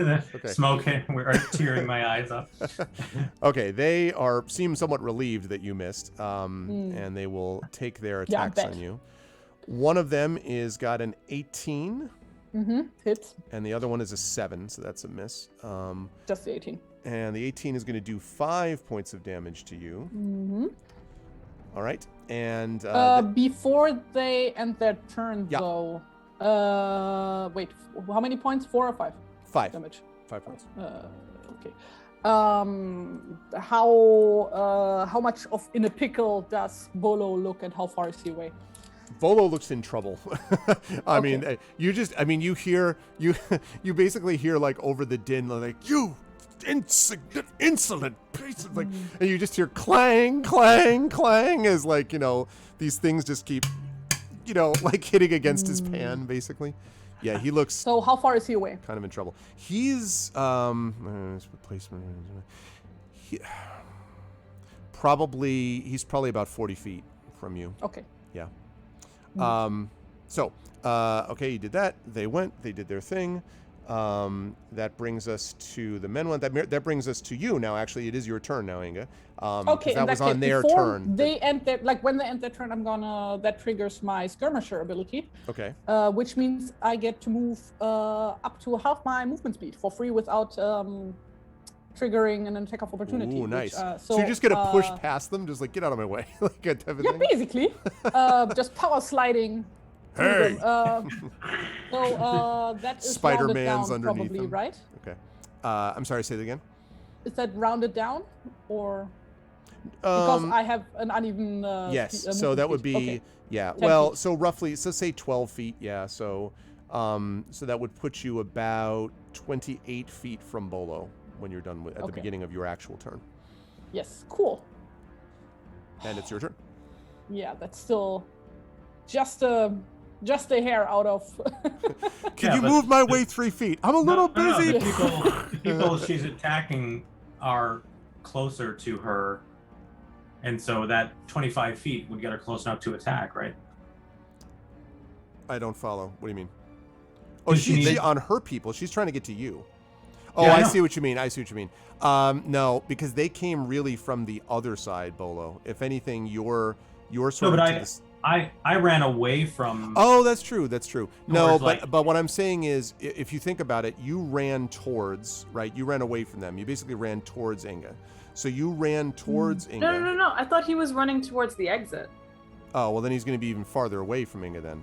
Because Inga's on the other side, heading towards you all. But remember, Inga was trying to distract them from the exit where you were going, River, and where Bolo was going. Well, so I don't remember where Inga was, but I was trying to head towards theoretical help. That would be the river probably more than Inga. So that's 'cause the river's on the other side. Come towards the river, yes. I think. Well, okay, just to be clear, what I mean by help is like, I assume like dwarves will be coming eventually when they hear this. Right, and you're alarm. heading in that direction of where the dwarves. That's would come where I was from. headed. Yep, that's right. I'm not sure if that's towards. It's towards the river. Or... That's towards the river. Okay. Yeah. Okay. So where's that relative to Inga then, and what direction? So, well, it's just further away from you, Inga, is the point. Okay. Like you'd be on one end of the corridor, and there's this huge room that's like a corridor, and they're on the other. Yeah. So you got the two on you, but you could just keep. I mean, you skirmished away from them, so you could keep moving towards Bolo's people for sure. Yeah, but I would need to dash, and then I don't have an action. These are true facts. Don't know if it's like a river and stone, Bolo-ish, Inga-ish, Tawny-ish? English. That's basically right, yes. Okay. Although they're more centered in the corridor than off to the sides, except for Tawny. Yeah. But The head of the room is where we came in, or that's where help. That's down where the Tawny is where you came in. You're heading towards where help is, which is the other end.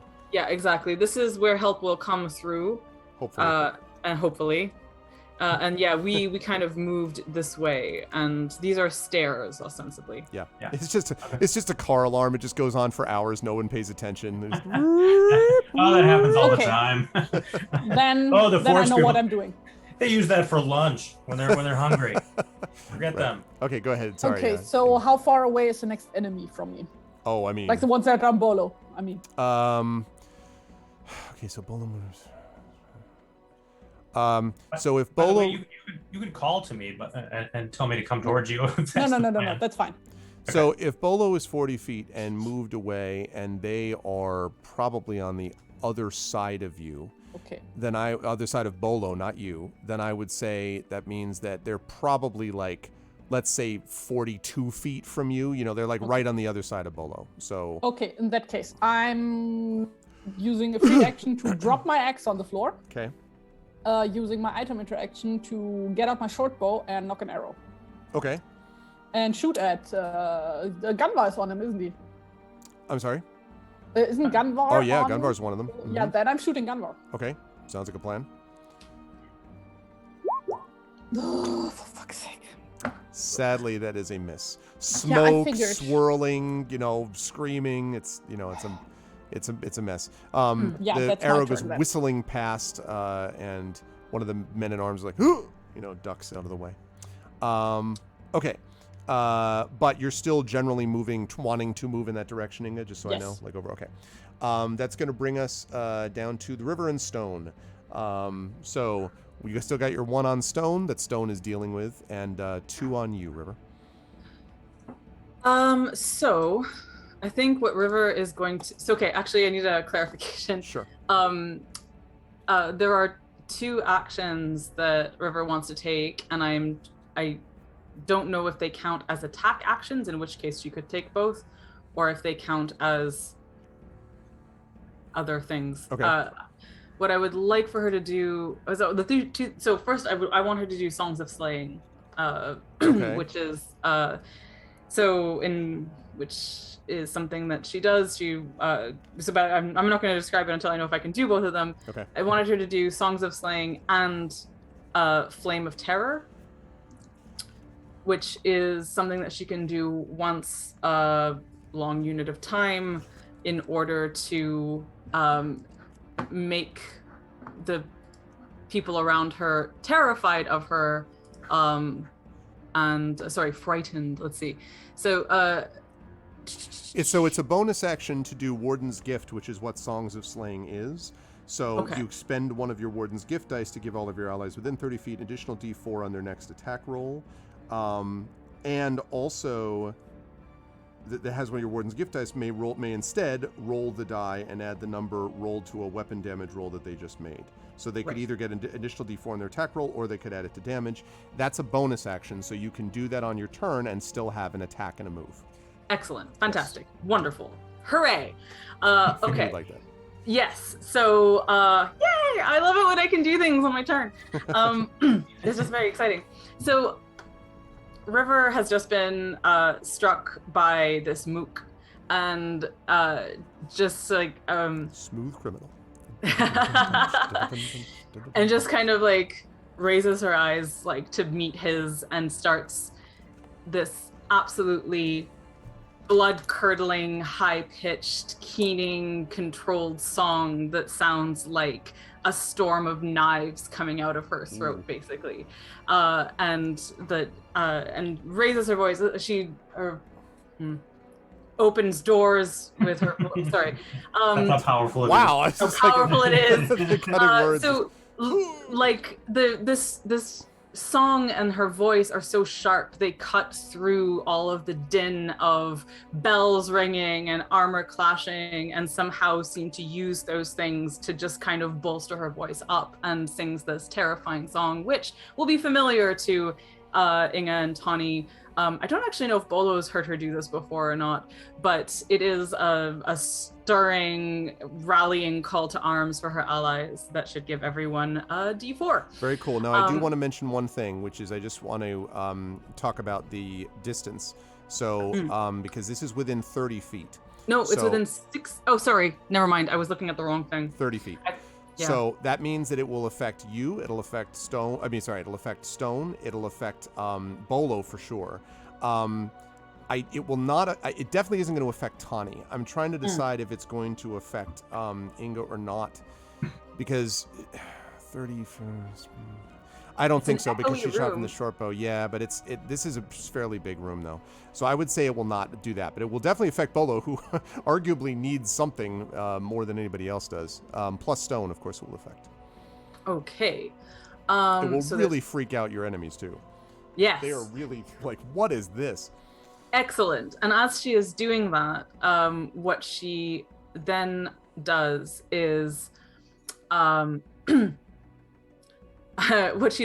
she is singing, she raises her bloodied axes above her head and clangs them together. And with the resounding echo of that, the runic effect made by the dwarves themselves on these axes gleams forth, and Gleam of Terror is what happens, which forces a wisdom save versus DC 15 plus her wisdom bonus, which is 3, so forces a wisdom save versus 18. No, proficiency modifier. Oh, sorry, proficiency modifier. That's still 3, I think, isn't it? Or whatever. Yeah, it is 3. So Is Gleam of Terror, by the way, what kind of action is that? Does it say? Did we talk about that? Doesn't. It doesn't. It just not on here, not on my sheet. It just says forces wisdom save. Yeah, let me double check quickly. Only yeah. because you already did a bonus action, so I want to make sure. Oh, I thought this was an attack action, but if it's not, may then actually be part of that, which is fine. In which case, that's not a problem. I just want to double check. okay. All right, we go up with this.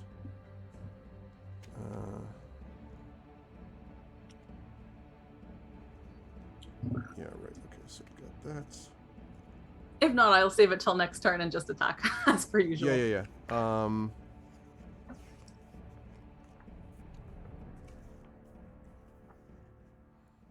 Okay, there we go. All right, this thing with stuff. Yo, that's fine. You may take an action. So this is in lieu of your attack. Right. You're taking this, but it does work. Okay, so to force a number of creatures of your choice up to your wisdom modifier within 30 feet of you. So what's your wisdom modifier, by the way? 3. 3, okay, so there you go. Within 30 feet of you, so they all have to succeed at a wisdom saving throw equal to a difficulty class of 15 plus your proficiency bonus. So we're looking at DC 18, is that what we said? Yep. Alrighty, that sounds like something they're going to struggle with. Alright. Ooh, wow. And when they fail, they are frightened and I was this just can a be base. used, Suddenly- once per short rest. Suddenly mega rolls. Okay, hold on.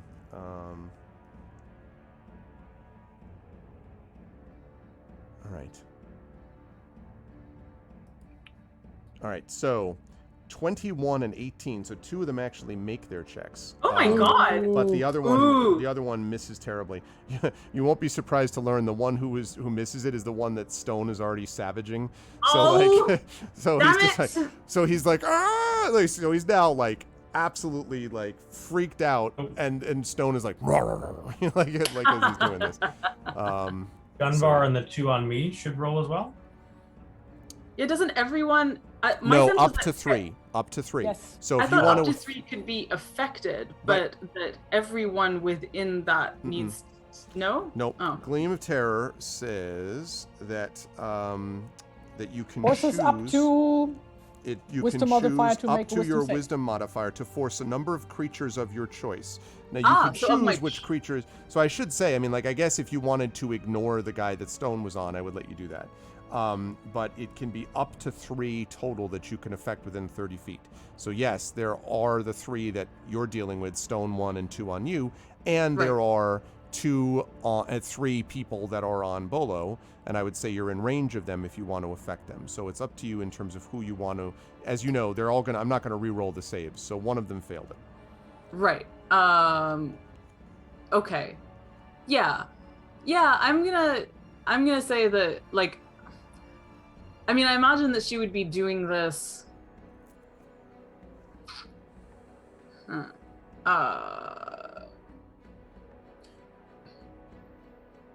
And also to I'm make this imagining- to make this work too, Yeah. just to be clear, you're going to want to keep moving, which I know you were going to do anyway, Yeah. moving towards them so that they're like trying to move Yeah. away from you because they're not frightened of Bolo, but the one that you Yeah. frightened is really frightened of you. Right. Okay. So, God, the thing is, I think it does make more narrative sense in my head. I'm trying to get a sense of the distances. But Bolo is quite nearby right now, right? He's within, Getting there, yeah, because he's he's within moving 30 towards you and you're moving towards him. So yes. and people are wailing on him. Mm-hmm. And Yep.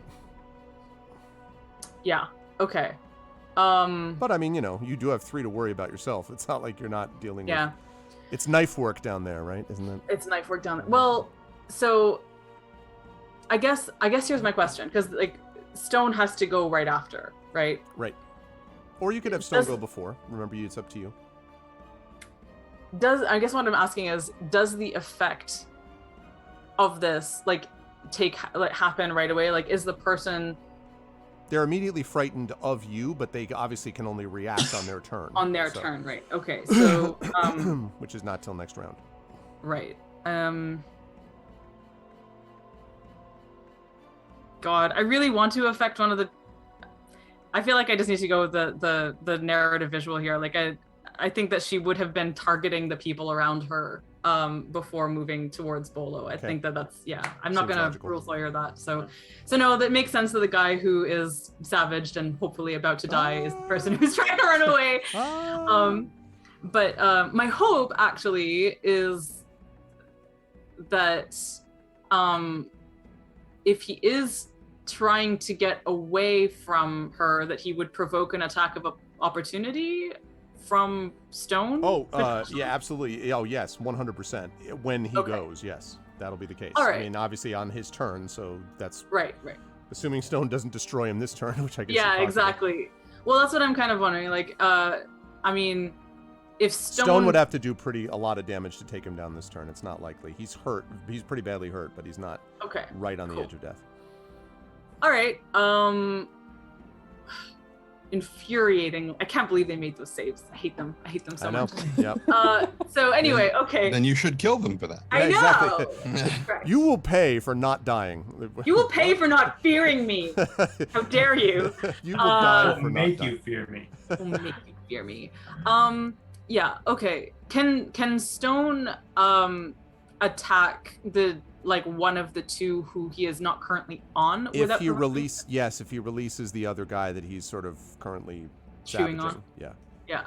Gnawing on.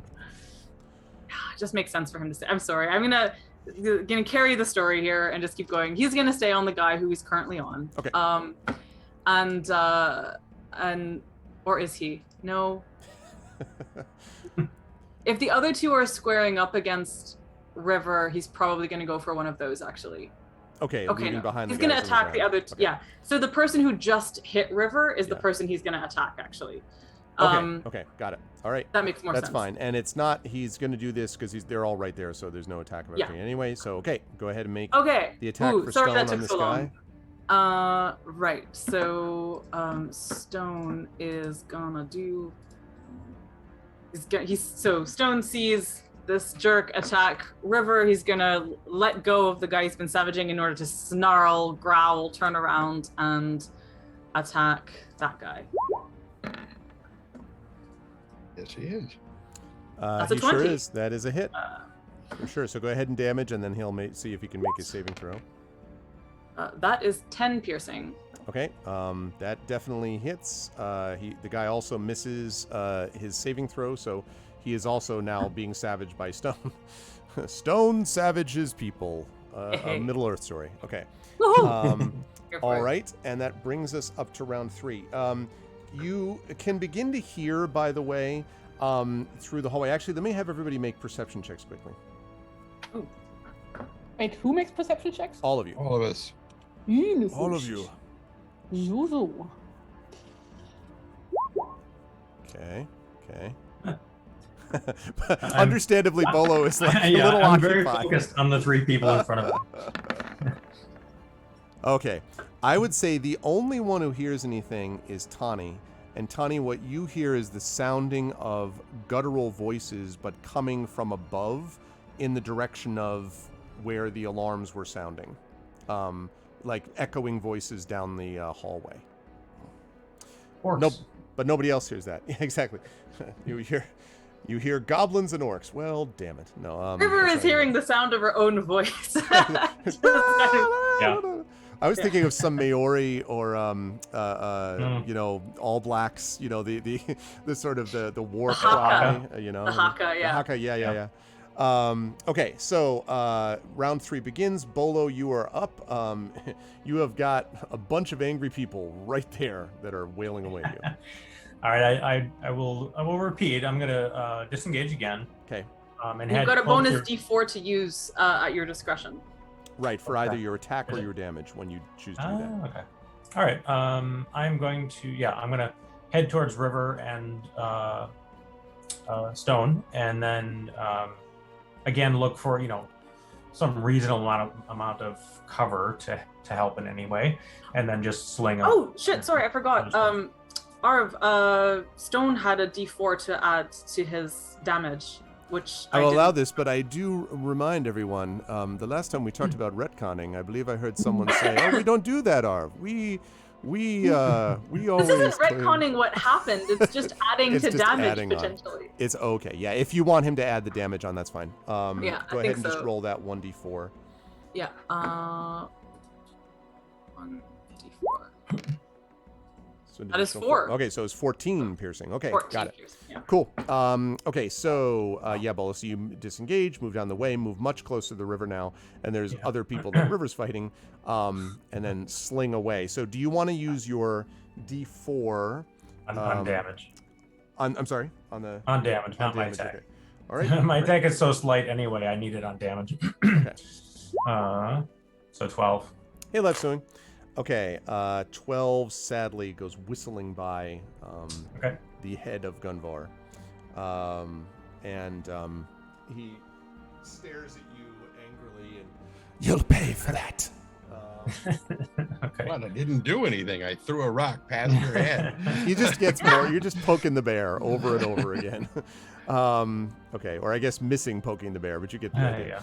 Yeah. And just to be clear, since you missed, you still have the D4 to use. Yes, that's right. Mm-hmm. Okay.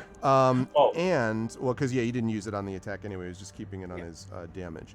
However, this is something that you actually get an opportunity to do. Yeah. So the Gunvar has a particular ability known as counterattack, which is that if an attack roll misses this noble, they can use their reaction to make an attack roll. They must be wielding a melee weapon and able to reach and see their attacker. And since they are, right there, he is able to leap forward on you. Well, but I did the same thing I did last time, which was to disengage and then run away so I can get some clearance, and then I shot. Yeah, I guess he wouldn't be able to charge up on you. Okay, fair enough. But so I will have him not use the counterattack then. He's going to get a chance to run up on it's you coming. in a minute. Yeah, it's on the way. It's on the way. He's going to get a double counterattack Get a next double time. counterattack. And actually, it just struck me anyway, Bolo, that you would have had, remember, excuse me, you would have had an 8 on that attack anyway, not the 12 because of being miserable. So Right. you would have had disadvantage on that attack roll regardless. Oh, okay. It's so hard to think of Bolo being miserable. I know, literally right? It's forget just it every it's single sort of hard turn. to do it. Tani, you were up. You've still got these 3 dudes, although you are now, kind of channeling. I mean, you moved away from them a little bit, so they're following you basically. Which is exactly what Tani's going to continue to get them to do. He's basically kind of doing the Morpheus, thing, like, come on, as he's backing up. But he's like, sounds like our friends are coming. You're going to get me. You better do it fast. And so he's going to continue to back up. Okay. And Still doing dodge? yes. Okay. Oh, yeah. Alrighty. That is going to lead us to the bad guys. Okay, so now Gunvar runs up to you, Bolo, and is going to attempt to do damage. That is going to be a 17, which I think is going 14 to hit. AC. Yep, that is going to be another 8 points of damage. You can do your, uncanny dodge if you want. Dodge. Reduce that to 4, so that's 20. Okay. And then the 2 men at arms run up and do the same thing. They are really upset. 23 from one and a 9 from the other, so the 9 will miss. But the 23 will hit. You can't use uncanny dodge on this dude, unfortunately. 11 points of damage. That was, wow. So just slices into your side. Bolo is at 9 points and is in big trouble. That's not good. Okay, those are those 3. Now we have the 3 that are on River. Now we've got the one guy who is being savaged by Stone. Now, this guy is going to... So here's what I'm going to offer you, River. This guy is going to basically zip away because he stands up and then scrambles and runs away. Now Stone will be able to get an attack on him. But if he does that, he'll be turning away, meaning that you won't be able to flank or anything like that. Basically he's going to turn to not exactly chase him, but to bring him down. But if you want to take an attack of opportunity on this injured, very freaked out by you guy, you can. Or you can have Stone just not take the attack and let the guy run. That's up to you. But so here's the thing. Stone has savaged a different guy. That's right. He let go of the scared guy. So I'm saying you'd have to let go of the currently savaged guy to go after the previously savaged guy who's afraid of you. Is it possible for River to get an attack of opportunity on that guy? Not with the placement of the people that are there. Yeah. Okay.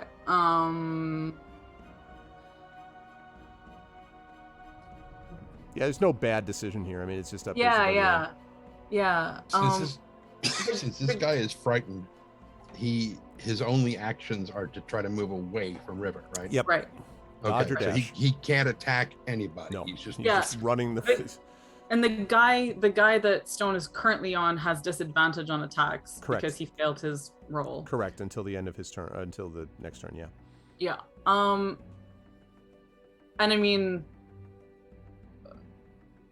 I just want to make sure that I'm not like trying to sneak something here. Like, if Stone does that, I mean, on our next turn, Stone could just get back into position when it's his turn. Order well, for, yeah. In like, other words, right. So he's the attack opportunity means he's running before the guy leaves the space. So Right. that means he's attacking him now. And if he Mhm. does that, and he hits him, then he would be savaging this old guy again, and or maybe might even kill him. Who knows? And would be bringing him down. So he wouldn't be very far from you, but he would be facing away, savaging this previous dude that he savaged, who is now Right, but what running I'm away saying from is, all like, of you. on his turn, Mhm. which, like, if our turns are interchangeable, essentially, he can just get back to this guy and like the one that. Well, he could let the other guy go again, yes, and he could turn around to this dude, yes, sure. Okay. Yeah. I mean, essentially, what I'm imagining is like Stone like snapping at that. Well, snapping Yeah. at that guy and then coming back. But Sure. I mean, that's fine. Yeah. Like you again, he's not running away following him because he's doing Yeah. this before he can run, basically. Right. As he's trying to run. right.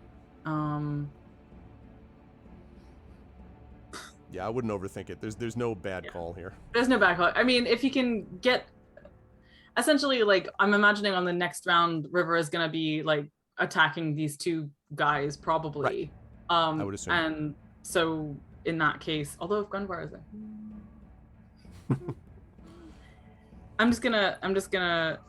I don't have a coin or anything to flip. You do have dice to roll. Yeah, I don't have. Who like, does that? Who does that? Okay, I'm gonna flip this matchbox. It says touch. If touch comes up, then Stone is gonna go for that attack opportunity. Okay. It. It Landed Ended on on his his side, didn't it? Great. Like, Stone confused bites himself. Oh God! Damn it. I can't decide. It's like back and forth. This is my dice What do I do? What do I specialty do? item. Okay. Yeah. I'll just roll a regular die and just pick even or odd. Evens or Yeah, odds, exactly. Yeah. Sorry. Okay, I'll do that. Okay. Even he goes for the attack. Odd he Stays home, so to speak. Yeah. And I will roll a d20 for him. How about that? Odd, so he stays home. He stays home. Okay, great. Oh, what Right. a terrifying roll that is. I shouldn't have rolled. It's the guy. You No, you're got getting it it out of the way. Rather have Yeah. a mirror on an Yeah. attack. So the guy runs so- away. Yeah. So Okay. odd he doesn't take it. Right. All right. Okay. So guy runs away. Meanwhile, the other two, who are not frightened of you, I mean, I'm sure they are frightened of you, but not at least terrified, are going to attack. Let's see. Well, one of them is dealing with Stone, so he's going to be the currently savaged guy that Stone stayed with, is going to attack Stone and is going to miss terribly with a 9. And the other one is going to attack you, River, and is going to get an 18 on you. That will hit. All right, that is 5 points of damage to you. Okay. All right, now we've already dealt with Bolo's situation. Now we have Inga's and Tani's. Let's go with Inga first. Inga, you have 2 that are on you. Yes. And so the first one is a 13 to hit you, which is a joke. Does not hit. But 23 does hit you, I believe. Yeah, barely. Mildly. 11 Mildly. points of damage on this one. Ouch. Sides, yeah, across the side, sucking side wound. And that leads us to the ones that are on Tani. They will get disadvantage on him because he's just like, come this way, come this way, come this way. I was thinking of the same clip. In case people are wondering why this is coming up, I watched 2 Marvel movies over the weekend because I hadn't seen some of them in the same way. So I was watching the scene with Stark, the Iron Man, getting the Hulk Buster to try to put Hulk to sleep during Age of Ultron. So it's just the part where he's like, go to sleep, go to sleep, go to sleep, go to sleep, go to sleep. Yeah. Veronica. Yes, Veronica, that's right. Okay, so let's see. That is going to be a 24 or a 12 on the first one, so that's a 12. 12 still misses Tawny. Does indeed miss. Okay. And then the other one has got a 24 or 21. So 21, which I think is Hits. going to in fact hit you. And 11 points of damage. If they hit, they are doing lots of damage on these strikes, but they're just whether they hit. Imagine is the question. hitting something. Exactly. Who does that these days? So it's another 11. So another 11 points of damage, yes. All right, and I think that takes care of all of those guys, and that brings us down to Inga, who has got 2 people on her. Inga, Yes. I'm inspiring you. Oh, I'm thank tired you. of this nonsense. Thank you. I'll gladly take that. Okay. This first is of your home, and this is nonsense. There. All right, Yes, Inga's inspired, plus has the warden's... did we say You that said she was you close said she enough? didn't get it. Didn't get it, You yeah. said she That's wasn't what I close thought. enough. Yeah, that's right. Okay. But still inspired. Yeah. Yes, thank you very much. Inga feels inspired. And then I forgot what I meant to do. Right, first of all, I'm going to use my item interaction to pick up my axe from the floor. Okay. And what did you say? What type of action does it take to activate one of the special abilities of our weapons? Depends on the item. It was a bonus action. It was a regular action for Gleam of Terror. Was a regular action, stood in for like an attack, is what it was. Okay, good. In that case, I'm using my action to trigger a Flame of Hope. And Inga raises her axe into the sky. Well, To the smoke, yes. towards the ceiling. lit by the red gleam, Yes. like Yeah, the the forest fire fire. in the eyes of a dwarf next to their forehead. Yes. Yeah. What's the and rainbow? shouts, and she shouts, "Stay strong! These halls have seen much worse than common brigands." And everybody, like all of my allies, if they are frightened, they lose that. And everybody, they all get 1d6 plus 3 HP. Range on that, Woohoo! Inga? Does not say. It Oh, did not give me a range. well, all right. Let me just double check Just quickly. says allies. Let me just double check quickly. Flame of Hope. Oh shit! 30, Hey, 30 feet. Amal, No. do you want to take that inspiration back? Oh, well, I mean, you don't have to. Use it I mean- immediately. Can you use the inspiration to double the range of the effect? No. Nope. But if I inspire you, you can just hold on to that inspiration until you make No, I it. can't because this gives me inspiration. I can't have two inspirations. Then I will 100% take it back. Okay. Can I Okay. do that? That's fine, yeah. Okay. So but- just, I'll have to remember to put that back on your thing in a minute. Okay. Okay, so so 30 then feet, remind which me. it'll be you and Tawny, Inga, that this Oh, would just help. me and Tawny. Oh, Yeah. that's not far. 'Cause remember, okay, Bolo's then, going towards then the I guess river. I'll first move and take those attacks of opportunity. Okay. Alrighty. So is We there will- a way to move so that I can both get? Yeah, I think so. If you River- move up to if you move up, then you'd be pretty close. You'd be closing in on Bolo, I don't know, 10 feet or something, and you'd probably get to both because Bolo's been moving towards the river. So that means that you're all clustering. So I can get everybody, including Stone, into the radius, right? I would say so. The only one you wouldn't get actually is Tawny. You'd move out of his radius to get to them. Okay. How hurt does Tawny look? He's okay. Okay, good. Also, you'll be happy to know that they miss 12 and a 14 misses you wildly with their attacks of opportunity as you get out of the way. Love to hear it. Yeah. I'm imagining Inga like running up a few steps as well, so that like she's more visible. With Yeah, leaping her- from step to step or something with the gleam of the fire. Yes. That's terrifying. Forward. Then raises her axe into the towards the ceiling. Yep. But yeah, so let me roll those extra HP. Can I add the 1d4 to that? No, it's only attack roll Aw. or damage. Okay. Yeah, sorry. Sad. Songs of slaying, not songs of hoping. Oh. Oh. Okay, that's a good roll actually. So everybody in radius gets 8 HP and All right. inspiration. So And lose 17 frightened. to Bolo now. Let's see. Does that include you, Inga, or just your allies? It says allies. Yeah, that was so allies. No, I'm assuming that's it right. includes me. No, if it's allies, it's not you. You and allies, it would say. That was the same case with the River's inspiration that she gave the Yeah. Warden's gift. I guess So- in that case, I'm gonna keep that inspiration. Hey, very Someone was good. given me Okay. before then. Yes, there we go. All right, so River, you were Okay. up to 46 out of Um, 50, I believe. Stone was okay already. But the big winner here was Bolo, who is Not as although sadly, Bolo, you're like, that's great, but everything still sucks because you're still miserable. So nobody got inspiration from that song? No, we did. No, we all but got- me. And Tony didn't get it Oh, I see. because Tony's out of range. That's true. Okay, So your But inspiration that will means allow you to that counteract your also misery. Stone gets Right. inspiration. That's right. And Bolo, your inspiration, remember, will allow you to temporarily counteract the miserable quality. Mhm. So there's that. I guess I can't use my bonus action to stash my bow, can I? Yeah, you can, can't you? I mean, no, you're because you bonus action? because you picked No. because you picked up. Oh. That was my item interaction to pick up the axe. Yeah. No, I'll allow that. You're basically switching them up as you're running. That's okay. So Yeah, you okay. can put Then that in there. I grab use it. my bonus action to stash my bow. Yep. And that's my turn. All right, that was a good turn. Great. And Gunvar is inspired. No, just No, just the ally. allies. no ally of ours. You could have been an ally. Okay. That's River and Stone are up next. Woohoo! Okay. So Stone okay. is still on this is not still. He's on this new savaged dude as the other one runs away. Right. So you only have two people now right there. Was it? Great. Where did Bolo go? I'm sorry. When does Bolo go? Oh yeah, doesn't he go before me? No, Bolo hasn't. Bolo went at the top of the round. Remember, you came and you swung Oh, yeah. and you missed with your sling. We haven't I'm at gotten the past bottom of that. the swing. We haven't got past that round yet. Yeah, River's at It the end of wasn't- the round. Didn't the song come after my last action? No, Rivers. no. The song. She did the song of slaying last turn, and then you went missed with your sling because you ran again. You even said, "I'm running. I'm continuing to run and That's to right. aim and miss." That's and right. Okay. well, I mean, you didn't say you were going to continue to aim and miss. That just happened.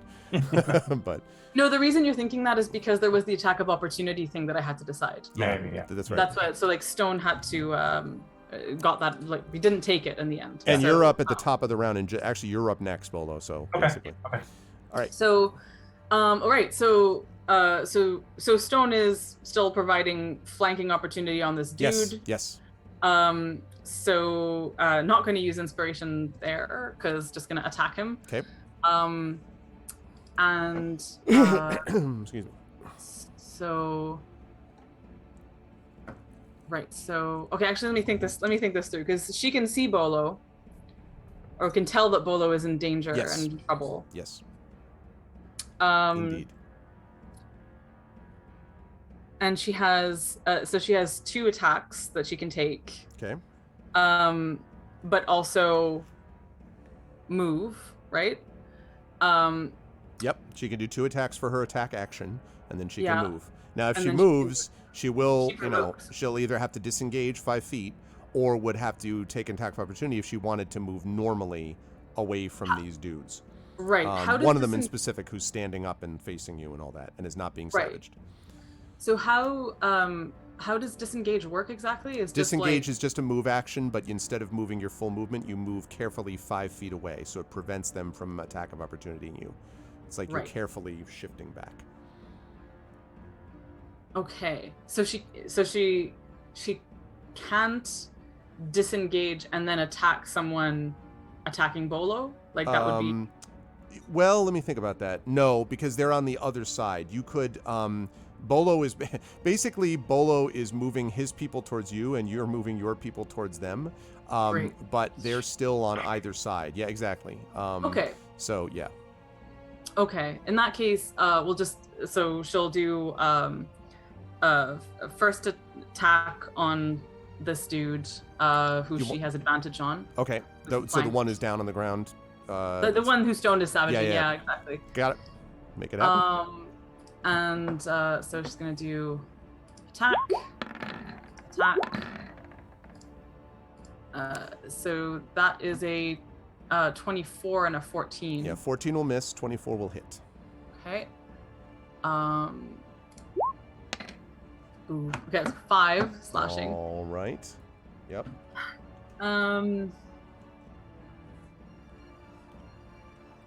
And Stone doesn't get flanking advantage, right? But he's not. I don't know. Does he? No, he does not get No. flanking advantage. He can provide it to others, but he can't do Right. it get it himself. Okay.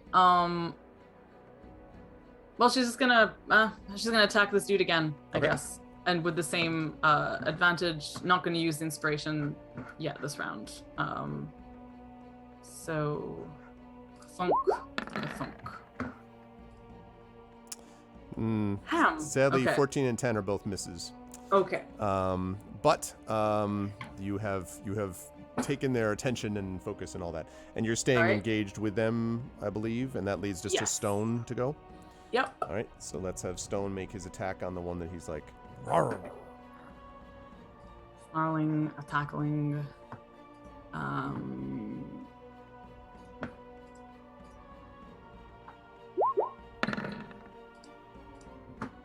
Ouch. Ah, Well, sadly, that is not enough. that is not going to do it, unfortunately. Okay, so now at the top of round 4, all of you now can begin to hear shouting and calling of voices that is echoing around the chamber beyond the ones that you're fighting right now. And you can see, some of the folks are beginning to look around. Some of the people you're fighting are looking around nervously, like up at the entrances and the walls and stuff like that, as these other noises and voices and alarms continue to rise even higher. Bolo, that brings us to you. You were at 17 to 44. You were still miserable. You have Gunvar and his 2 men-at-arms that are in front of you still. And you're also Inge pretty close. shouts at Bolo. And you're pretty close by to the the way. river at this point. Yeah, Inge shouts at Bolo. Bolo, hide somewhere. I'm trying. In fact, I'm just wondering, like, because I didn't take a move action at the end of my turn. Can I The only move action you could take would be to disengage. disengage? Is what I'm wondering. Yeah, exactly. You can do that if you want. That's up to you. I'm just wondering if she would like disengage towards Bolo. I think she would at this point, like disengage towards. Well, he's bringing them. No, towards you still can't do that. The same reason. There's still people in the way. I mean, I guess you could, but it's not going to improve your combat situation. You'll be able to hit the it's a target-rich environment coming up. Right. So. Okay, that's cool. I just wanted to make sure like the intention from River's perspective. Yeah, I is gotcha. to try and help Bolo. Yep. Okay, Cool. Oh yeah, I got you. Okay, Bolo. So Inga yells at you to hide. So I use my cunning action to disengage again. Okay. So I'm going to move close-ish to the river and Stone, and then my sneak attack. Now that I have inspiration, I can counter the miserable. Yep. Misery. So I don't need advantage on the attack if I'm trying to hit somebody within 5 feet of an ally. Yep. And so I'm gonna hit somebody that River and Stone are attacking. Sounds good. With the sling still? Yeah. Okay, be aware, by the way, Bolo, as of next round, you're going to be, like, there's going to be melee combatants. Like, there's nowhere to go after this. So, like, it's just melee after this round. Like, because you've moved close enough and they've moved closer to you. So I'm just letting you know for the future. I'm just imagining, I don't know if this is possible. It's just the action as you described it totally has me imagining that Bolo has, like, snuck in under River's legs and is, like, taking the attack from behind her or something. No, I don't know. No, I'm just trying to gain enough ground from the pursuers, right? So that I have enough space to fling, at one of the attackers. I just want to free up somebody. I want to get somebody down. Go ahead, Trent. What were you saying quickly? Well, what I was going to say is because seeing a Mal saying coming up and then it's not a slingshot. It is a sling, Yeah. which using a ranged weapon in melee attack range is not a good thing for you. So if you're going to get into melee range, you need to switch to a melee thing, or you're going to have a really bad time. Yeah. Yeah, I may be forced to that, but I'm still. Yeah, it's got one round where you can do it. That's just want to make sure right. that we've covered that. Yeah. Yep. And so this roll is just at regular attack, right? This would be so now because you've counteracted, so you've counteracted the miserable, which means that now you can get let me see if you would get advantage. Yeah, you won't get sneak attack damage because you won't get advantage on this roll. But I don't need advantage if if another enemy, that's right. Yeah, you're right. Yeah, absolutely. So you can so it is just a normal attack, but if you hit, then it does sneak attack damage. Yes. Okay. Yep. So I'm going to use the +4. Okay. The D4 on this attack, not the damage. Good call. Okay. On Gunvar or on No, on one of the. wow. on one of the which? So whoever looks most hurt of the two that are attacking River and Stone. Oh, interesting. Well, that's going to be the dude on the ground. Well, not actually, he's not on the ground. He's just being engaged with them. Yes, that's fine. So you do that on the injured guy. So, wow, that is a lot of hit. All right. I don't think you even need the D4 on that one. Oh, yeah, right. 16. Okay. Man, so, put it on the damage. Put the D4 on the damage. Yep. Okay, so the guy that you hit who was being attacked by stone, etc., is extremely hurt. Is very, very, like, being savaged by dogs, hit by sling bullets, like, just... on that D4, can you choose, must you choose beforehand? You get to choose. Technically, yeah. I mean, because you said you did say you were going to do D4 before the attack. Well, but I didn't know the rule. Is there, like... Are you allowed to like roll and then say, "Oh, I'm going to add this D4 now"? Technically, you're supposed to do it beforehand. If you want to add an additional 4, if you want to add additional 1d4 to the Warden's Gift, you can do that. Technically, you usually have to use that die before the attack roll. There are certain things where you can say after you make the roll, you can then decide, but this is not one of those things. However, I just didn't know how it worked. Yeah, no, that's fine. That's why I'm saying it's no problem if you want. Yeah, the language that I have is. All of your allies within 30 feet get an additional D4 on their next attack roll. Alternatively, any creature that has one of your Warden's Gift dice may roll the die and add the number rolled to a weapon damage roll that they just made. Yeah, so you could... Yeah, so the question is whether I would allow you to not have used the 1d4 on the attack, which is fine based on what we just said. So instead, you can add that to damage here if you would like, Bull. Oh. 19. And they're dead. So that extra one is just like, so it just strikes in the neck. It just sort of falls over, and Stone goes over, gives you a nod. No, I'm just kidding. Stone doesn't do that, but he does, like, and kind of realizes the guy's not moving anymore, and turns to the next one. Stone goes, hmm? Yes. Stone probably is really impressed with himself, like,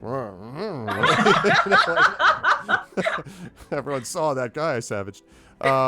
Okay, good stuff, Bolo. So you have you pretty much know what the deal is.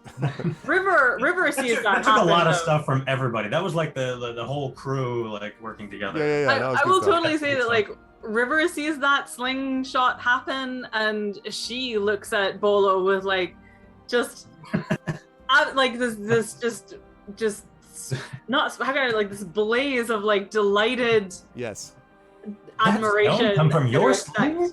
Since we've been referencing Marvel movies a lot today, this is the scene where in Infinity War where Scarlet Witch finally comes down to the fight when the big drill things are coming up, and she just telekinetically rolls them over and just tosses them back. And General Okoye is like, "Why was she up there this whole time?" That's funny. Yes, Mark Songs. No, this is not the Neverwinter Nights HOTU. At least I don't think it is. This is just one of the Roll20 combat songs that we have playing in the background and also high. All right, but Bolo, despite your improved impression of him, River, is still miserable. But did some damage first. Okay, that's going to lead us to Tani is up next. Tani, you're same deal. You're like backing up. Now you're closing in now on Inga, and basically all 4 of you are compressing, as we said, along this on the corridor. So you're closing in now. So you're, I don't know, another 10 feet probably. Next turn you would arrive at the rest of the party. Welcome to the party, pal. So yeah. So what are you still doing your backup dodge thing? Same thing, still taunting them. Okay. Still pointing out, do you hear it? Do you hear it? They're coming. So Gunvar... Bells in the deep. We cannot get out. No, Gunvar they says, cannot get out. You could have saved Dale. They are stuck in here with us. Says, you could have saved Dale. You could have saved them. You could have saved the real relationships between the races instead of this. What are you fighting for? And he kind of draws his weapon back as if to strike you, Bolo. We'll see if he does it. That is a terrible miss. He should monologue less and work on his skill more. 7 is going to miss. So his men-at-arms are going to try to miss again, 6, and then another one is a 16. Oh. You like zag back. Yeah. Damn it. Okay. That is going to be 9 points of damage. Bolo has been the damage sponge this whole fight. All right. So there are those. We'll dodge that one. Yes, right Let's down to use the 4. small squishy hobbit as a damage sponge. Yes. Yep. Yeah, no kidding. Okay. It was that first strike that just got them all angry. You could have saved Kenny. Exactly, Mark. All right. So let's see. That brings us to there's those. Okay, that's Gunvar and his men. All right. There's only 2 left. Actually, no, there's only 1 left because one of the guys was already running in the other direction. So there's only 1 attacking you, River, and is going to attempt to do so with a 14. That hits. That's Okay. equal. That is equal. That is going to be 5 points of damage to you. They've been very consistent with that. Just like Between 5 and 11, yeah. Now they're disciplined for sure. All right. Then we have the ones. Again, these are all getting compressed here, but we have the ones who are on Inga, who are attacking you, and we have 2 of them are on you. 14 and a 12. They cannot hit you for love or money. Also, I'm gonna use my ability again to move away from them when they're at that turn. Okay, so you're now right up on top, basically, of the rest of the party. So I'm gonna say something in a minute. Actually, no, I'll say it right now. Since we're referencing Marvel one last time, this is the Avengers moment, right, where you're all sitting there and circling around you in the forge, right, as like all of these enemies are around. I love it. With Bolo with his pan, as everyone else is like, and Stone growling, and a sling. Yeah. Okay, and Tani, now those last ones are going to try to attack you, although I feel like Bolo is basically Black Widow in this estimation, actually. Because that's interesting. Yeah. Well, Agent took enough. Striking from afar. Okay, let's see. 6 and 11 are the rolls. The first roll, Tani, so that's You a have kind 6 of a reddish tinge to my hair as well. It's true. It's true. 12 and 22, so it'll be the 12, and the 12 is not going to hit, Tani. Okay, Right. So clean misses, not a great round for them. That brings us down to Inga is up next. Yeah. So where's Bolo relatively to me? So now you are almost like, essentially you're backed up almost like right next to him. So you could basically turn around and engage whoever you want. Gunvar's there, the 2 men, his 2 men are there, the 2 people that have been fighting you are there. You probably could even get to River's, 1 remaining guy at this point. The only one who's left that's moving that's not related to you is the one guy who's like, who's running down the He's car. just hauling ass out of here. That guy's name is Bob, and there's a big spin-off show about him later. I guess I would like to ready my action to hit anybody who's trying to get at Bolo. Oh, well, I mean, you could just, haul off on Gunvar then, because he's certainly trying to get Bolo. I mean, you could just attack him Bolo's, right now. Gunvar's also in reach, yeah? Oh, yeah. Yeah. Get Gunvar. Yeah, this is more about making, how terribly bloody does Bolo look right now? Bolo He's pretty looks bloody. quite hurt, yeah. Pretty low, yeah. No, because in that case, I think keeping Bolo alive is a bit more important. So I'm going to Gunvar's the one to take a hit for Bolo in case he gets hit at. Oh, okay. All right, we'll Aww. interpose. Oh, that shields So him with her basically, Inge body. just does the basketball defensive stance. Yeah. With her legs wide, Wow. But does very that not dramatic. mean? Do you not? Is that not a? Is that a move action or is that? no? an That's attack action? that's readying an action. Oh, okay. to basically Yes. interpose herself between any attacks that will happen Yes. next round? We'll see how that goes. All right. And so You just got to use that inspiration at some point. Just saying. I will at some point. All right, cool. that dramatic Oh wait, I have moment. to use it this session, don't I? This session. Oh, for fuck's Not sake. now. I'm just saying. Yeah, but it's already 20 minutes to How That's much why I'm longer are we saying it. going? Another half hour about. Yeah, I'll probably get it in before that. Okay. That's my Okay. So that is going to bring us to the river and Stone. So you have 1 person left, but you also now have access to Gunvar and the men-at-arms fighting there, or the men-at-arms fighting Inga. Probably not quite the men-at-arms fighting Tani, although soon. Right. Okay. So And Stone currently has no guy that he's savaging. so Stone is currently no guy. Yeah. So I think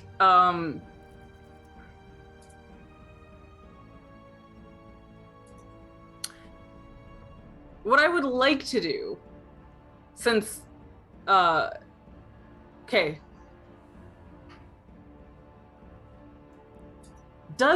Is there any meaningful way in which Gunvar has his back to River? No. Bolo, Okay. remember, came to you, so... Yes. you'll be able- No. I know. I figured if he was wailing on Bolo. I did like the that- wording of meaningful way. That's why I'm wondering. It's like I don't want to make any assumptions here. I wish. But not enough to change a trend. In any actionable way. Does he metaphorically have? Does he Anyway. metaphoric? Um, Hypothetically.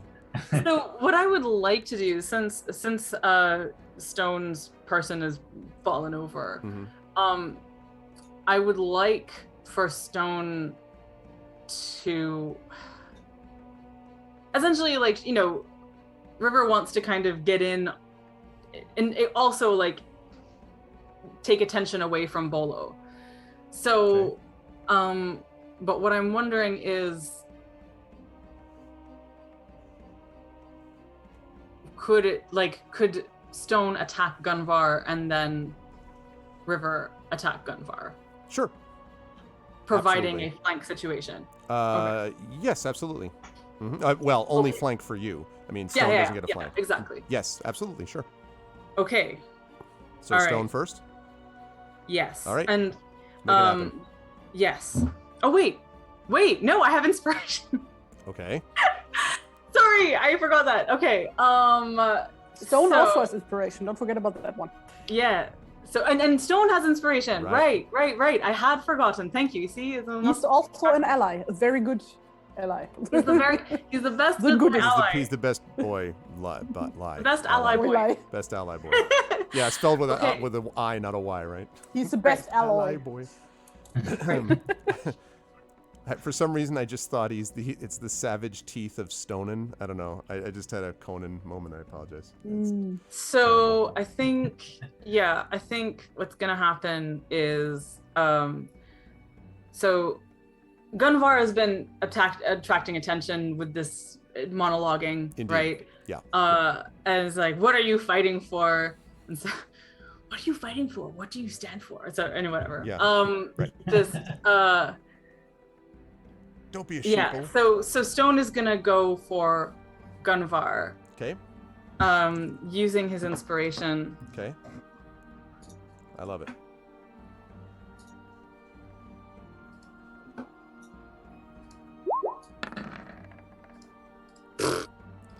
Well, Alas. alas, Okay. does not work. Gunvar sort of pushes him out of the way and foolish dog. But I do want to note that he did not call him a stupid mutt. He was too refined for that. Indeed. All right, and Insignificant canine. I think he is gonna like hold position all the same as best he can. Okay. If it goes beyond, but if not, nevertheless. Which leads to us, you. Which the river. leads to River, who is I'm just trying to think. I'm never good at in combat wit. But what he said was, you could have saved Dale. Yes. And you What could are have you saved the men. fighting What are you for? Yeah, basically, you could have saved Dale. You could have saved the men of Dale, the people of Dale. The races would have been in their right spots. What are you fighting for? It's basically what he says. Yeah. I'm just trying to think of like a cool witty retort to No. that.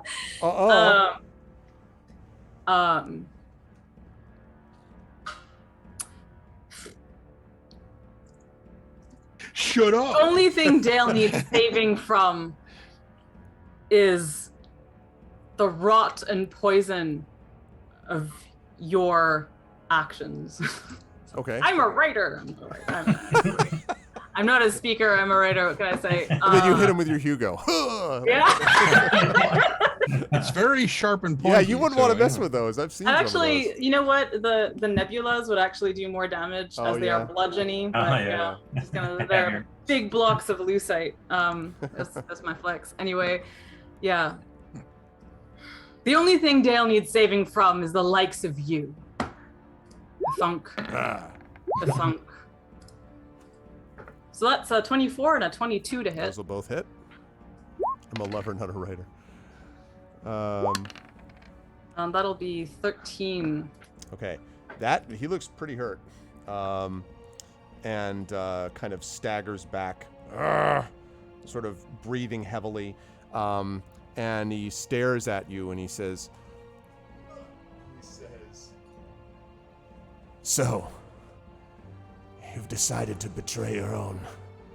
I should have expected no less. The time then has come to show you." And he kind of reaches down. My second health bar! This isn't even my final form. And he draws forth his sword, and it gleams, and he kind of swings it over his head, and his sort of, everyone for a moment kind of freezes.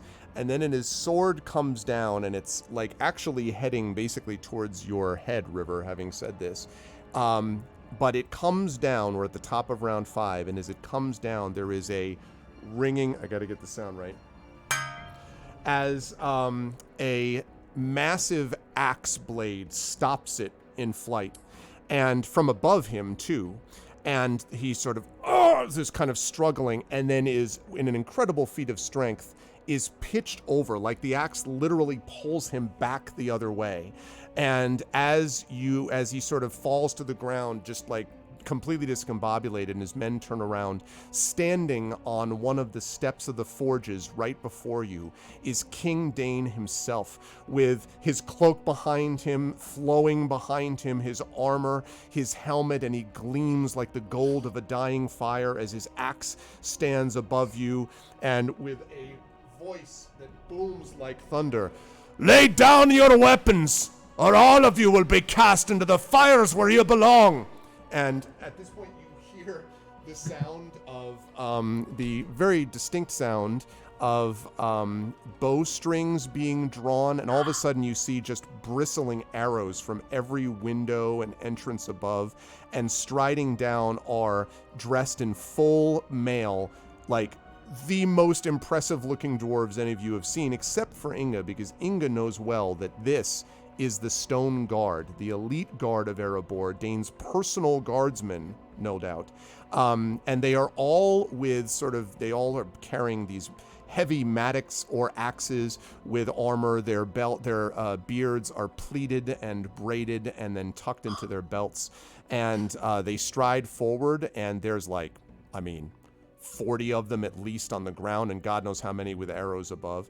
And so the men all kind of they sort of look around at each other, and all of them sort of drop and lower their weapons. Obviously, Gunvar's already on the ground. And then there's this one on the other end of the guy raising, and there's just plink as some arrow hits him, and he kind of unceremoniously topples backward onto the floor. And there is a silence for a moment that descends over all of you. And then Dane sort of looks down upon all of you and says, "So, it appears we meet again. I am once again beholden to you, it appears, Thane Inga. And as always, to all of you." And he sort of stands looking at all of them. And Dane sort of just waits kind of, and he sort of opens his mouth as if he's going to speak further, and he looks furious, like he looks angered beyond belief. And then one of and he opens his mouth and he says, "All of you will answer your actions. You'll come to the great chamber of Thror and explain yourselves, and you'll pay for whatever you've done." And then someone behind him says, with a kind of hood and helmet way down over his face, says, "My king, please let us assemble in the great hall of Thrain here in the lower halls. I know you don't favor the place where the dragon used to sleep, dreaming of the butchery he committed against our kin. But what we have to discuss is not well suited to our hall of feasting and council. And stepping forward out of the shadow and pulling off his helmet is Balin himself. And everyone is just like, including Gunvar, actually. Gunvar looks like he's swallowed a lemon. Like he's just, he has no idea what he's looking at. And the dwarves around are just sort of shocked, and everyone gasps in amazement and wonderment, or in the case of the men-at-arms, in horror. And after a moment, Dane nods once, and guards and prisoners assemble in a throng. So we're out of initiative. I'm going to stop the combat for a minute, and I'm going to jump us back up to more peaceful music, so to speak. I swear. There we go. I just realized, like a fool, that no, I don't think Inga's inspiration needs to be used today. She's just inspired now in the normal way, so that should carry over to for the next session anyway. Yeah. Okay, sorry, never mind. I don't know why I thought that. I think I was thinking more in terms of like me needing to expend the inspiration, but like never mind. So yeah. Wait, I thought that inspiration expires at the end of the session. No, channel end of the month. When the fans inspire us, that expires. But if it's an in-game inspiration, I think it just lasts until you use it. If it's like a warden's gift or something like that. Right. Yeah. That persists. Yeah, no, but like this is a regular, like this is like a fan inspiration. Was this a fan inspiration? Yeah, it is. From Amal. Oh, all right. Well, player. Okay. But I'm saying, but that's the thing. Like once you have the inspiration and you just put the thing on your sheet. Because we're on for next week, aren't we? Aren't we doing this? Yeah. So that's fine. You can use next week. Okay. So. No, I'm still confused. It's just that there's a timeline in terms of me using the inspiration on you, but not a timeline for you to use the inspiration in game. It's just you just have it until you need it, essentially, whether it's this session or whether it's next session. Well, I'll gladly take it. I'm just saying we haven't done that so far. So far, it always expired if we didn't use it. No, as only based on a per month basis. It may be that you got some of this at the end of the month, and that's why. So because it expires for the month, yes, because for a variety of reasons, mostly because I don't want to track it. I'm pretty sure that when we have ended a battle in one session and continued it in the next session, inspiration stayed across sessions and stuff. So okay. Yeah, that's right. Okay, never mind. So, okay. So, fast forward about 15 minutes or so. As you are traveling to the hall, Balin sort of pulls you aside, so to speak, as you're all making your way down there, and he says, "Well done, my friends. But I must ask, is there anything else that you have learned since we last spoke? I heard from Cardis himself that there was something happening here. Apparently, he discovered that I was alive. Someone had let the information leak, apparently." And he keeps saying this, but not looking at you, Bolo. And he says, River is actually very startled by this. Like, what? How could he have learned? Yeah, Bolo passes up. He says, I'm so sorry. I did let it slip in my excitement to try and get back and find you and save the city. We thought the city was in danger. It was, in a way, or would have been eventually.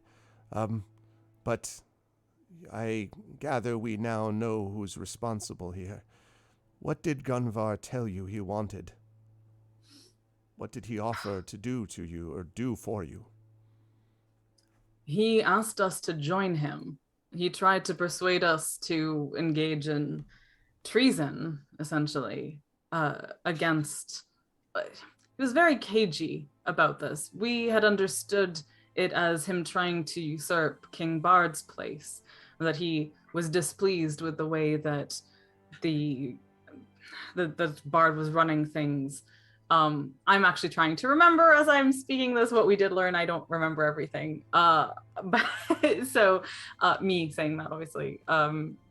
But when we refused, he imprisoned us in his halls, and it was only by escaping and tracking them that we even understood what they were trying to do here. It seemed like they were sabotaging these forges. It is as I feared, then. A dwarf had something to do with this too. But do you know which could have been responsible for doing this? And Do so we? he looks at you, Tawny, nodding, and he's like, Oh, right. and? And he sort of looks at you. I'm not certain how much proof we have. And while he's talking about this, he's tending to Bolo. I would assume. So Yeah, tell me we're when going to wind Yeah, up he'll spending 10 minutes working on this. So I'll roll for the healing in just a Okay, minute. go ahead and do that. I'm not exactly certain how much definitive proof we have, but I believe our best supposition is that Niping is responsible. And he nods slowly. I had feared it was so. The traitorous fool. Why would he not bring his... It is no matter. When you come before King Dane, you will be asked to tell your side of the story.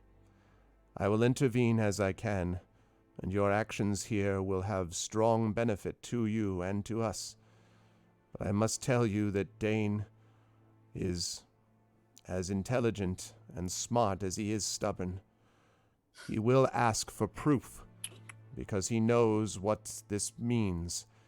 If it turns out that Niping is indeed responsible, and Balin shakes his head, it will be a difficult set of months ahead if that is so.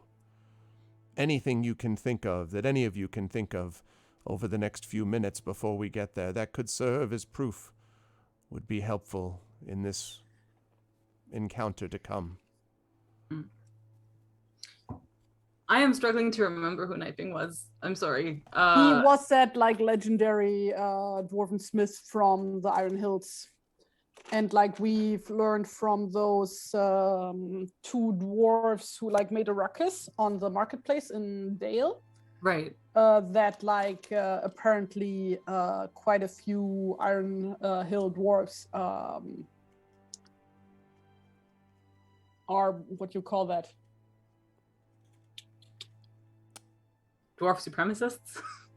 No, that's not what I mean, but like are for like separation of cultures. What do you call that? Yeah, segregation. Segregation, and- that was the word. Yeah, Thank yeah. you. Did we didn't ever interact with Niping, right? No, you've never even met him. Was that Rennis and Kenneth the Stonebreaker, or were that other people?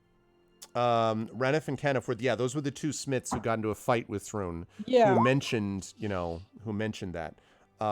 That's not it, Bolo. That's Oh. keep you guys keep talking. That is not the amount you're healed. It's Just 11 saying. so far. Yeah. Okay. Because it's 2d8 times 3 plus 4. Oh. So Okay. 11 minus 4 is Just let me know when you get the total, 7. I guess. 7. 7 times 3 is 21. Add 4, 25 points. That's what he gets? Okay, so he's up to Yes. 37. Woohoo! Oh, yeah, having a scholar. All right. And because like I don't know if that's relevant, but like the whole thing about Gondry being found dead, he was also one of the stonekeepers, of the stone guard. Yep. He has been found dead, drowned in a keg in Erebor. And so that way we like that's like another hint that this like I'm assuming that like Inge knows that is like not a common occurrence. Like, absolutely. dwarves murdering each other. I mean, a dwarf drowning in beer. I mean, that's impossible. many times a dwarf will be in the beer, but he always gets pulled out by their companions. I do want to mention, I do want to mention very quickly to the party that because I do want to make sure we will be able to wrap by the end of today, but I do want everyone to be thinking about how you want to present the evidence that you have, like in as organized a way, I guess, as you can. But I don't want us to take a half hour on it. So I just want you to be thinking a little bit about it. So, like, what evidence for what exactly? Like, well, proof of the fact that Niping is involved and that Gunvar and Niping were involved together in trying to drive this wedge between the Men of Dale and the Dwarves of Erebor and the Iron Hills. Well, we don't have any hard proof. That's a problem. We have, True. but we have what Gunvar was saying. We have like his words to us, which were cagey, but they. I mean, He also we had can. the fact that you were entrapped by him. I mean, he Yeah, also yeah, I kept mean- the Yeah, but heroes like of that Dale in a doesn't jail. mean that true. like did Gunvar specifically mention Niping? Like true. I don't remember that. So what we do know is that dwarven collaboration had to happen because Yes, we do of- know that. Yeah, and our And proof we for know that it is- needed to have happened to somebody with quite a bit of influence, and we know that Niping had influence on the segregationists. Right. What was the bit of where you sent the mechanical bird away? Why was that again? That was because I had a like I figured that the boat would need to pass through Selduin. Yes, thank you. So I sent one of my workers.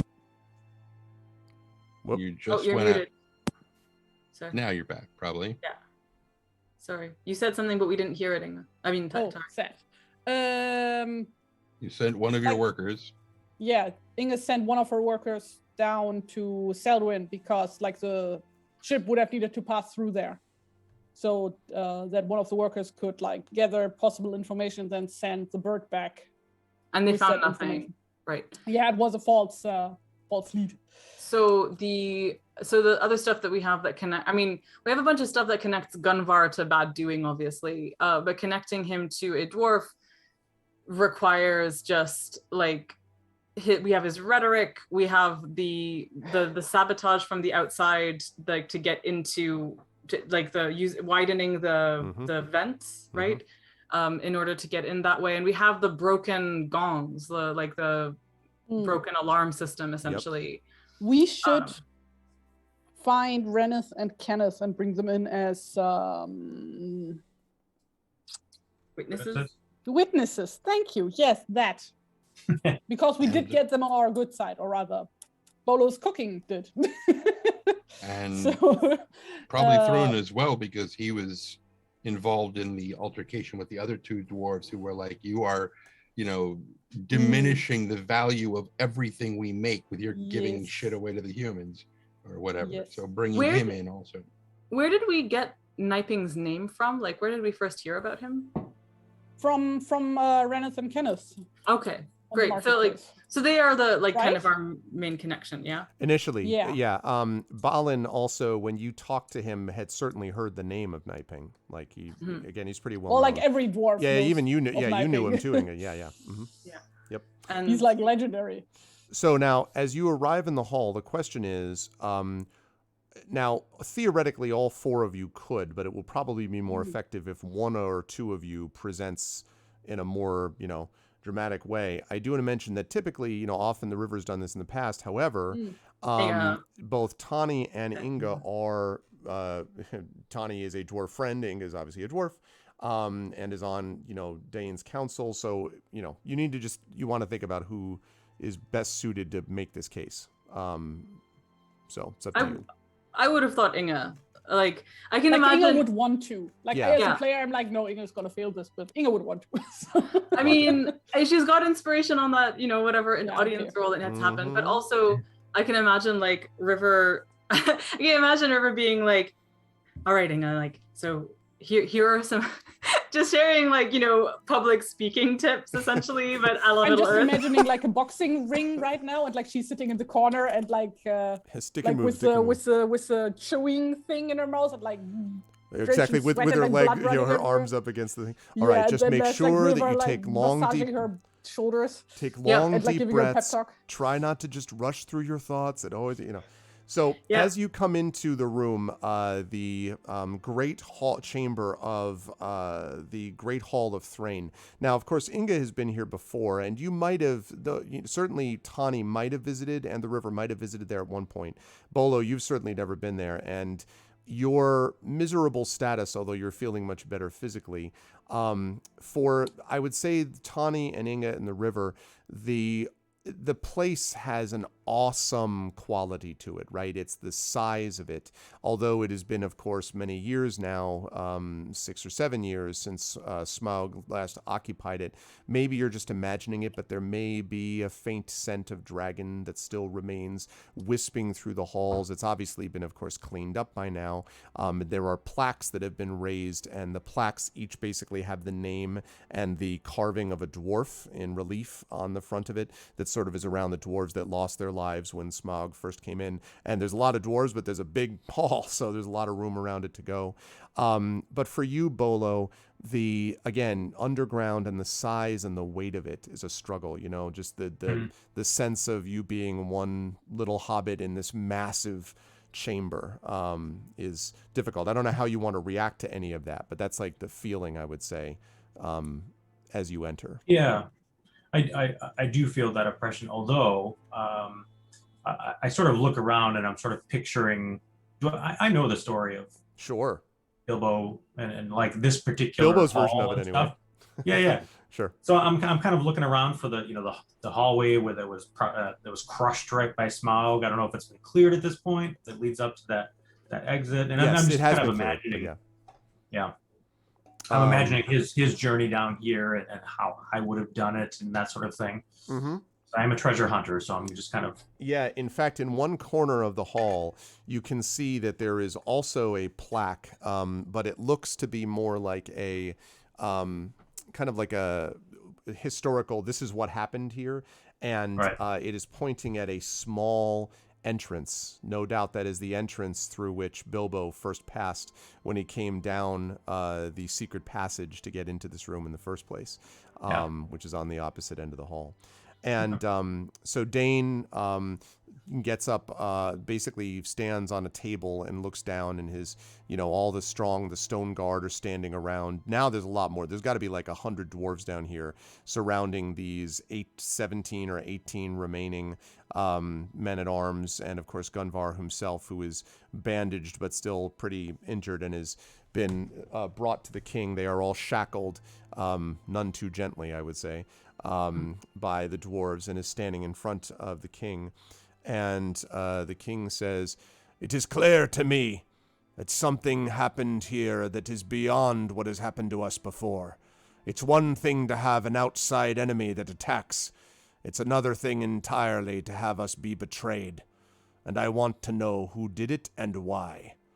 And he looks down and he says, "Before I hear from this treacherous snake," and he looks at Gunvar, who stares off like not listening, pretending not to listen.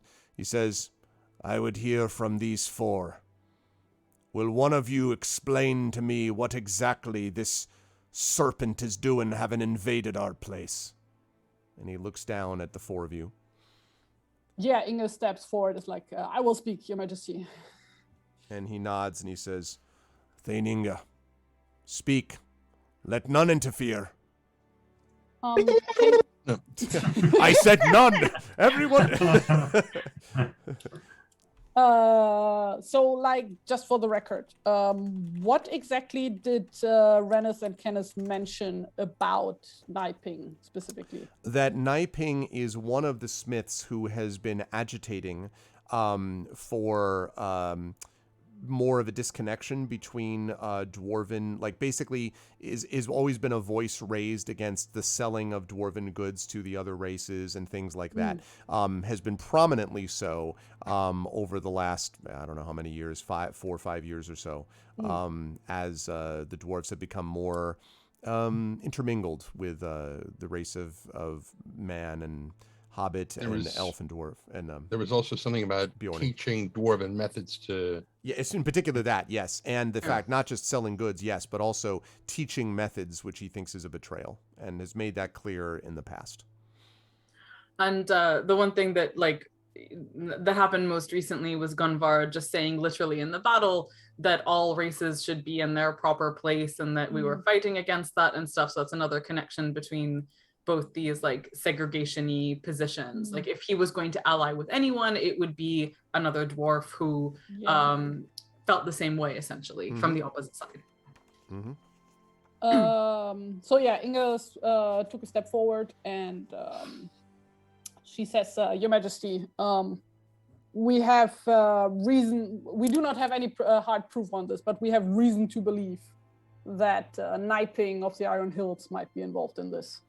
And there's kind of a murmuring and Niping. He's one of the great smiths of the Iron Hills. You say you have no hard proof. What do you mean you have reason to believe he's responsible? Oh God. Everyone stares at you. God, like I'm not good at like speeches. So Inge goes on to explain that they have met these dwarfs at the marketplace who were making a ruckus, who were like antagonizing Thrun, and were talking about how Niping has been trying to rally dwarfs towards a more segregationist standpoint, and also recounts the things that Ganvar has been telling them to get them to their side. Who are the names of these two? Their names would be Reneth and Kenneth Stonebreaker, Your Majesty. And are they present? And you do, in fact, see her sort of this kind of murmuring and moving, and then Reneth and Kenneth step forward, and they say, "Hi, Your Majesty, we're here. We were preparing to head back to the Iron Hills, but you're here now." Yes, Your Majesty. And they say, "What Thane Inga says is true, Your Majesty. There is a dispute, you might say, between us and someone, Thrun, the young toy maker, who is selling our goods to those they shouldn't, if you'll beg our pardon." And Dane just sort of stares at them, and Ranef, who's the one who's speaking, says, "It's also true that, well, we had a chance to speak to these people, and, well, it's no secret. There's a lot of us who have doubts about the current way things are being done." Like you can see they're getting ready to like slide through the floor, because like all of the dwarves are just glaring at them, and in particular Dane. And Dane says, "I see. And what do you know of Niping?" And Ranef kind of quails, and Canif says, "Well, he never said anything to us direct, you understand? I mean, well, he said things about, well, that, what did he say?" And he sort of, he said, well, he said that you were, well, can I paraphrase? No! He said that you were, too short for your rule now, and that your beard had grown withered with your lack of leadership. My what? Leadership. King, Your Majesty. And King Dane kind of like melts them into the floor practically with his gaze, and then, "I see. Can anyone else speak to this?" And there's a couple of murmurs, and a couple of dwarves sort of nod, and Balin says, "It must be said, I've never had cause to question his loyalty, King. And yet we know that there have been those, ever since before the dark days and the desolation, who have doubted whether we should be engaged with the other races. But my king, if we spend our time locked away in our holds, there is no way for us to grow. Either we will engage with the others as we have before," and he kind of glances in your direction, Bolo, "or we'll fall on our own, surely. I trust these four. There was an assassination attempt made upon my life," and some people murmur, in the room, "and these four were responsible for helping thwart it." And Dane nods slowly, and he says, and sort of turns slowly For here, I would reference the Two Towers film with Theoden and Wormtongue, where Theoden's looking at his sword and then just slowly turns down to look at Wormtongue. That's the gaze that he turns down to look at Gunvar. And he says, "So, you treacherous snake, are you working with Niping? And let me tell you, so far all you've had cause to do is try to break my forges. I promise they'll break you much faster." And Gunvar, "I am a noble of Dale. I demand to be treated as such." Oh, sorry. And he kind wait. When he says that, because Inge is like probably standing relatively close to him. Yeah. Yeah. Is he standing or kneeling right now? No, I would say standing. Okay. Yeah. She walks up behind him and kicks his knee in from the inside to make him Ah! all over. And so Dane holds up a hand and he says, "I'd like to do more than that, Thane, but hold off." And he kind of, Gunvar stands up, like shooting daggers at you with his eyes, and says, "I repeat that we have a treaty and an arrangement. I am supposed to be dealt with as a Lord of Dale. And I repeat that you're here as a trespasser and a bandit, and I'll make my own decisions about how I take care of common criminals in my own home. You're fortunate that I didn't have your heads cut off and placed on spikes and brought back to your noble home. That said, I'll give you one chance, and only one, to tell me now whether what these four are saying has any truth. Who were you working for? Your own guilt's clear enough." And Gunvar kind of, "I have spoken to Niping in the past." And there's a kind of general murmur. And Dane says, "Talking doesn't mean conspiring. Did you conspire with him?" And Gunvar, Can Tani kind of comment right here? Sure. Okay. So he's going to kind of put a hand on Gunvar's shoulder, and as he kind of leans in and he says, "Don't forget to mention that the entrances to the lower halls were clearly modified by dwarves. The entrances you used to get into the forges." And so there's a like people are like looking at each other and kind of, and he stare, and Dane stares, his eyes even wider, his brows bushier and more angled, if that's possible. Yeah, like just right. And Gunvar's, "We were given some assistance from those who understood. That's all I need out of you.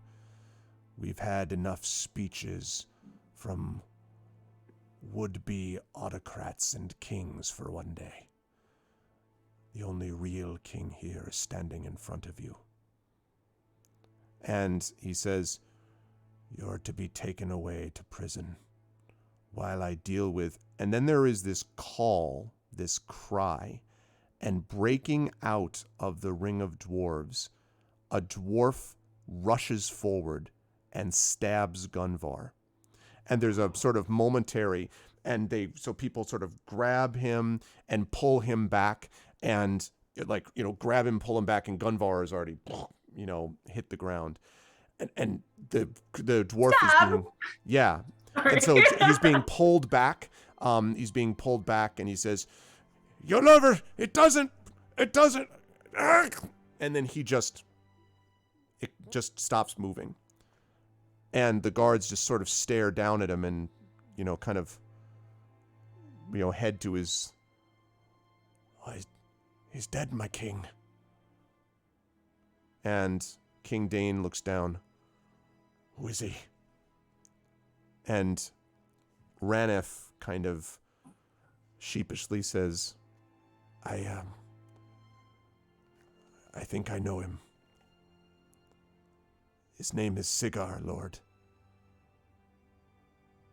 He's the nephew of Niping." And that is where we are going to bring our session to a close, though I will note for the party that Balin and Dane and the rest of the dwarves are enormously grateful to the party for having called this out. Of course, now that Gunvar and this dude are dead, the conspiracy is not only confirmed, but also what else was Gunvar basically hiding is the question. Dane also sends for Niping to be brought before him. In addition, you are each rewarded a small bag of gems worth 10 gold. In addition to that, you all have leveled to level 8 Yes! from level 7. I get a new feat finally. And in our next Unlike everybody session, we will be engaged in a fellowship phase before moving into the next part of the campaign, which is known as To Dungeons Deep. So, good stuff, people. Good stuff. Wow, what a lot of fun.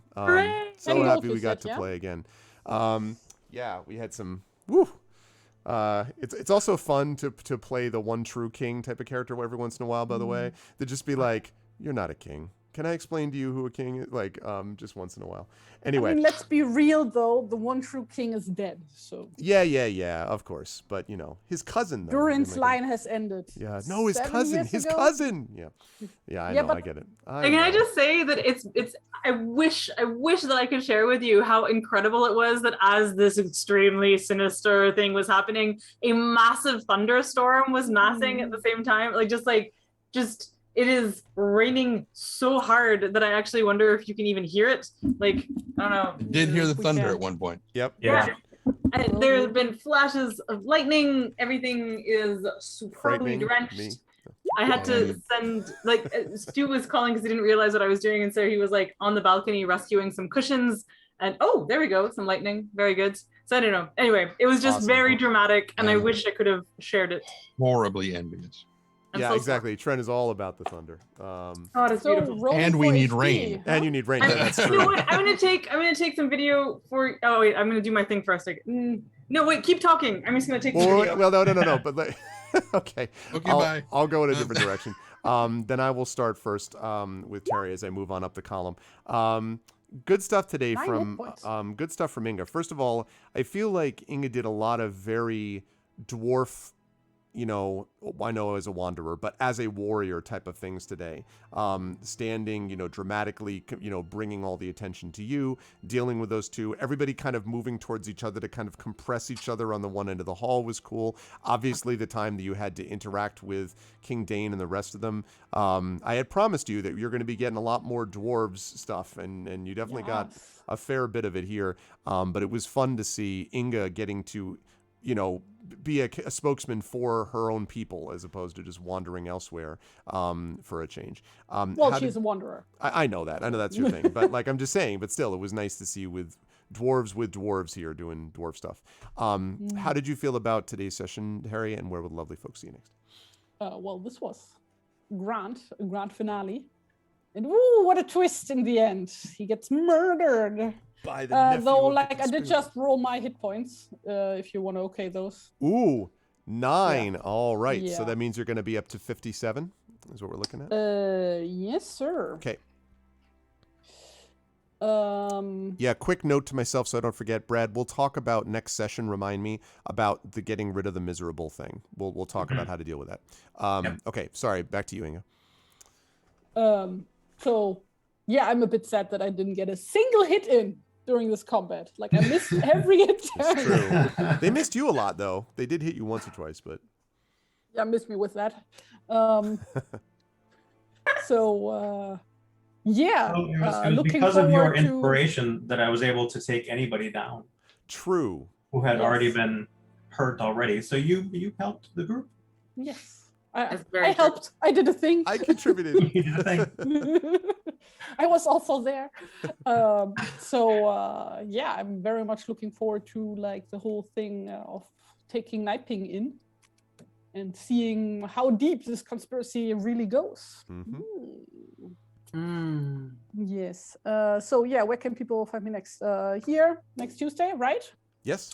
Next Tuesday at noon Eastern for our fellowship phase. Yes, or 6 p.m. for people in GMT +2. I think right now I can never remember which is summertime, which is wintertime. GMT is the regular one. BST is the summertime for Britain. BST +1 then. I see. Okay. It's all BS to me. So yeah, that's. And yeah, people can follow me on Twitter and on Instagram, AtariToons, where occasionally post drawings and stuff. So that's me. Good stuff. Thank you, Terry. As always, great pleasure. Amal, I guess we can now come back down to you. Sorry. That's okay. It's I very understand exciting. the excitement. It's so exciting. I got a little bit of thunder and lightning on a video that I will give to Trent later. Anyway, yeah. Oh man, today was really great and really scary. Like there's always just a moment where you realize that there's a saying about generals always fight the last war. Which is not like last as in final, but last as in previous. The one previous, yeah. And I think that there's this thing in any kind of D&D situation where you can be like, oh yeah, no, we're badasses, we're and then you realize, oh right, because the enemies keep also leveling with us. I mean, when I realized that what is it, DC like a 15 wouldn't hit and stuff, it was just like, but that's higher than my armor class. Oh no. Anyway, there was I think a lot of just scariness of scale with these guys, and it was so dazzling to see Bolo just the power of sneak attack is like, I have now heard the good news. Yep. Time to spread the gospel of the sneak attack. It's truly amazing. It's something that again I'd only ever seen in like Order of the Stick. And I didn't really. That was more lightning. Sorry, I don't know if it flashed across me. So anyway, as a whole, it just. Oh, I heard that. Wow. It's Hate you right now. Hate you. We've gone from envy to genuine hatred now. Oh wow! I don't know. I hope we don't lose power is the only thing. But anyway, if we do, y'all know how it happened. Yeah. Darkness. So no, I was I really enjoyed. I loved seeing everyone's roles in this. It really felt like everyone working together. I loved the Avengers appreciation. Yeah. So yeah, it was just very, very good. I'm astonished that Gunvar is dead. I really thought there was going to be more like duking it out with him and stuff, like verbally. Apparently, someone didn't want him speaking anymore. Indeed, fancy that. Yeah, which honestly does make me suspect a third party to the conspiracy. My money is still on to that dude, the sort of Viziri guy in Bard's court. I still think that there has to be a bardic component, I think. Perhaps. I could be wrong, obviously. But so yeah, I think it was delightful. I really, really enjoyed it. What else? I feel like there's something obvious that I'm missing that I really enjoyed, but it was all great. I'd been really looking forward to this, and I'm super looking forward to next week. In terms of where people will see me again, I obviously also will be here next week. I think that's sort of it for now. I am not on Twitter for the rest of the summer as much as I can manage it, barring the occasional need to talk about the fan fiction. So yeah, but yeah, if you want to sign up to my newsletter, that would be grand. It's at amalalmahtar.com, and that's basically me, I think. Roll your hit points. Yeah. Oh, right now, right? Cool. How do I do that again? Just your hit click dice. on Just roll a hit die. Just roll hit die. Okay, cool. Of course, Stone's hit points also go up because it's they go up to what 8 times. Also, yeah. keep in mind that if you do get the option to raise some stats this level, so you might wanna raise your Constitution, so you would also get an extra hit point for that if you raise your modifier. So when I'm hitting, sorry, I'm just gonna process one thing. So when do I raise hit dice to 8 and then hit dice, or do I? No, you just roll 1 hit die. Just click roll the one word. hit die. Just click the word hit dice, and it'll do it. Yes. I now have 110 hit points. Nice. Wow. Nice. How about that? Hey! All right, so 60 max. Hey. All right. What the Nice. hell? You have more hit points than me? I'm not salty or anything. I'm so sorry. You're much stronger than I am. You know what it Oh, is? my It's just that River eats more protein. That's what I'm gonna say. Then a dwarf. Then a dwarf. Then a of dwarf. course. Doubt. I mean, Press X to doubt.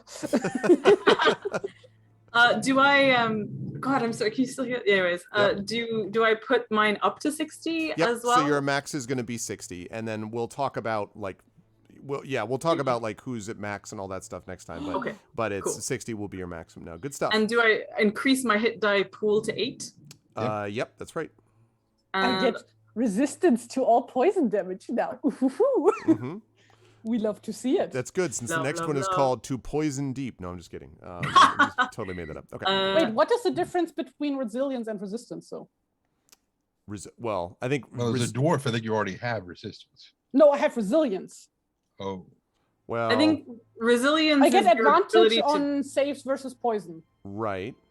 resistance cuts the damage in half. Right, that's right. But So I already poison get that. damage is no. So You already get half damage on poison? Yeah. Because that's what resistance is. Resistance is half damage on poison. Resilience would be a benefit probably to saving throws against poison, I would guess. you can figure it We'll But I have to find look. out Yeah. till next Yeah. time. Moving right on up to Brad. Thank you, Amal, as always. Good stuff. And Brad, I mean, Bolo. I don't think anyone planned for Bolo to be the punching bag today, but it was just the way things kind of worked. And listen, you did a lot of damage to Gunvar. Like you brought him most of the way, and then this betrayer, brought him the rest of the way. But you did a lot of damage to him right up front, and then attracted their ire for the rest of the fight. So a lot of it was just raining blows as you're like cutting action, dodge. I'm sorry. So it was interesting to see that happen. But, and of course, you were also battling off this miserable condition, which is, I think everyone can now know, man, that is a drag. Like, it really sucks to be miserable. But you managed to navigate that reasonably well. And we have even, I think, some character moments there that are still there about Bolo trying to figure out, because Bolo's not used to this misery and not used to being this way. So kind of processing how to get out of it and sort of what it does maybe to his character. So I thought that was interesting to watch. And I felt a little bit bad that was what they were doing, but it was clearly what they were going to do was rain down blows upon you, but you managed to survive nonetheless. How'd you feel about today's session? Where would lovely folks find you next? Yeah, I feel like Bolo is, is in character. He's this bright-eyed, inexperienced hobbit going out into the world, right? And he's like collecting experiences of what to do and what not to do. Yep. And today he learned not to poke the tiger with the stick, right? Unless you're a bit further away and you throw that stick very far. Mm-hmm. The punching bag part was not fun. But yeah, it was nice closure to this arc, and the scene inside of the Smaug's X lair was super cool, and the reason I copied in this Seeker of the Lost thing in there, we haven't swung back to that, and I'd like to, because it fits this particular moment really well. Yes. A, I'm here, but B, I also want to use this misery thing as like a character moment, because he was miserable as he comes into here, but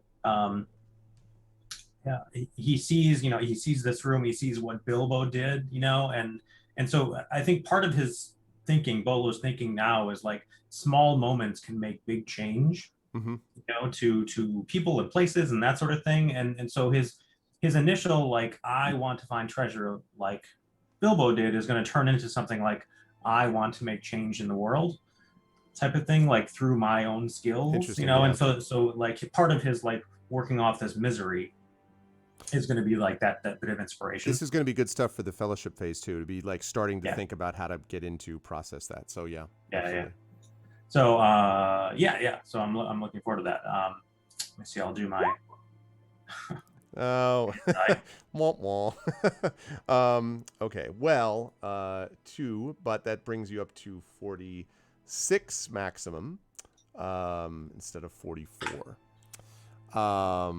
So, where will the fine folks see you next besides here, I guess?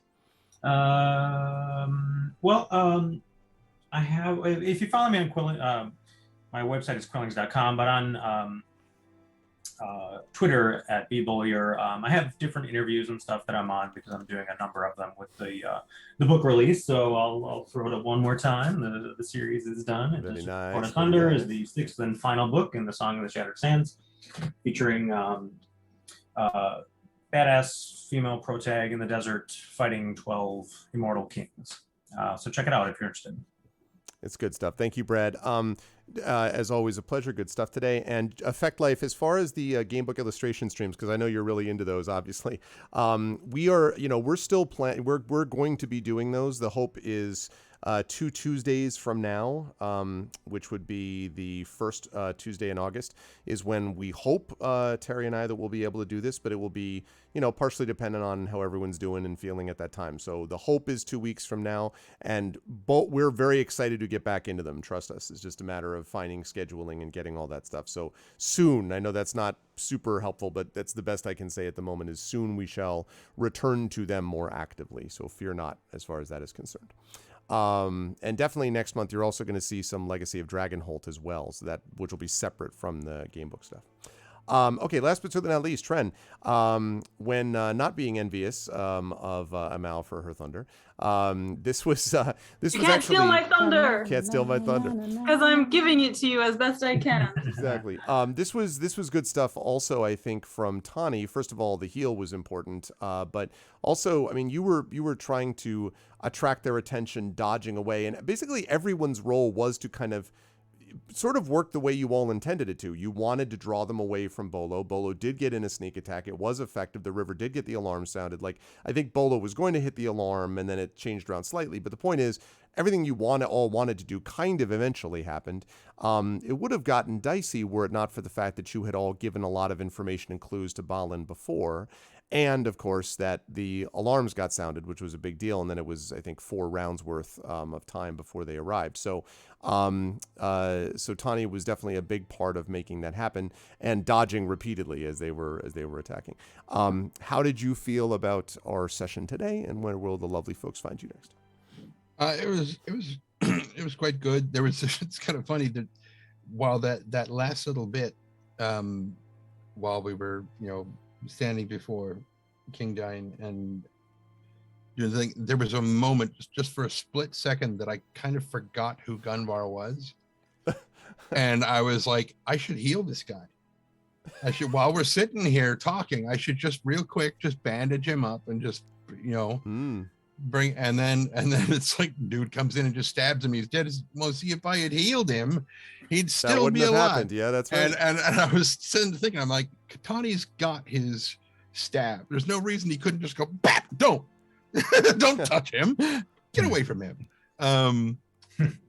But yeah, I thought today was a lot of fun. And exactly the point that you made about just trying to keep these guys occupied, to get them away from the forges, away from Bolo, and to draw them towards where help was going to be coming from. And don't try to kill him. Don't try to just focus on batting away. It's like the beginning of the fight between the Man in Black and Inigo. Just tink tink. Mm-mm. Yep. We'll just keep everything kind of feeling each other out, figuring out who's got what where. Brad, when you described the badass female protagonist in the desert fighting a bunch of it, I immediately flashed into appropriately enough onto the Lord of the Rings thing where Eowyn pulls the thing up, she's like, I am no man, and I'm like in the theater going, yes. Which I would have felt really embarrassed about, except for the entire theater did it. Oh yeah. So everybody was just screaming. Again, Marvel, same thing when all the ladies come down and it's like she's not alone. I'm like,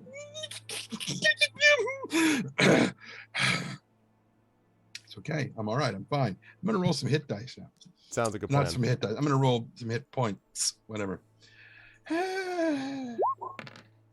There. See, a 2. I almost Up to 4. we both got the the low end, and both the ladies got the high end stuff. So yeah, it works out. All right, so we got 46 for Bolo Max, 52 for Tani Max, 58 for Inga Max, 60 for River Max, and I think Stone is half, right? So it'll be 30. No, Stone is my level times 4. Right, so that's 32. So 4 more hit points than what he already has because you're level 8 times there you 4, right? So 32 out of 32. Lovely. Yes, go ahead. Jordan, Also, sorry. Brad, since this is level 8 and we get to do character improvement, if you raise your Constitution up to a point where it goes up to another positive number, you will get to add another 7 to your because it's retroactive hit points. Yeah. Yeah. What do we get? With 1? another 7? Because you also get, for all of your previous levels, you also get 1. Oh, for well, it'd be one, another one 8, each. in fact. Right. Well, I presume it already added your cost. Well, no, you're right. Yeah. We're at 8th level, so yeah. So just something to think about. Yeah. Okay. Oh yeah. We'll play with it. But and Trent, of course, you will also see this Saturday with the return of D&D with Infinity Beyond, more of Eberron, which is going to be epic. A lot of good stuff happening in that campaign as well. So it's gonna be all right. It's gonna be decent. But this was good stuff from the wonderful players. I do have to let them go because I got to finish up one thing here and then head over. This was a lot of fun. I really thoroughly enjoyed it. Congratulations on finishing the Of Hammers and Anvils part. We will see what the conspiracy brings as we continue with the Fellowship phase, moving into 2 Dungeons Deep. Chat, can we get some love for the amazing players of Trendane Sparks, Brad Bollier, Terry Toons, and Amal Almatar. Thank you, my friends. Good stuff from everybody, and I'll see you all soon. Bye. Bye for now. All right. So good stuff. Man, really, I'm really glad we got a chance to get back into that campaign because it had been a little while, just for a variety of reasons. And it's July, it's summer, and so that kind of thing happens. But I'm glad that we are actually now moving back into that stage. All right, now you will see more of that game next week. But right now, what we've got to do is we have to do something real quick because I have finished up a little later than I intended, and we do need to do nominations here. So I'm just going to pull up ARVBot Plus, presented to you by the incredible and amazing. That's not what I'm supposed to do. I did that wrong. No, not that. Okay. Yes, I want to close it. By the amazing and incredible Effect Life, because we have got some games to choose. Hey, Aaronth. So let me just do that right now. It's tomorrow. Okay. Polls. Pull open the polls. All right. And ARVBot Plus has loaded. All right. So here we go. So chat. Hello, ARVBot Plus. There we go. Lovely. All right. So the question is, what game should we play? Now, for those of you who missed this, I've had to move things around so that Esper Genesis is going to be on the 30th instead of the 23rd, but it will be the full crew. We've already got our 2 August dates set for that campaign.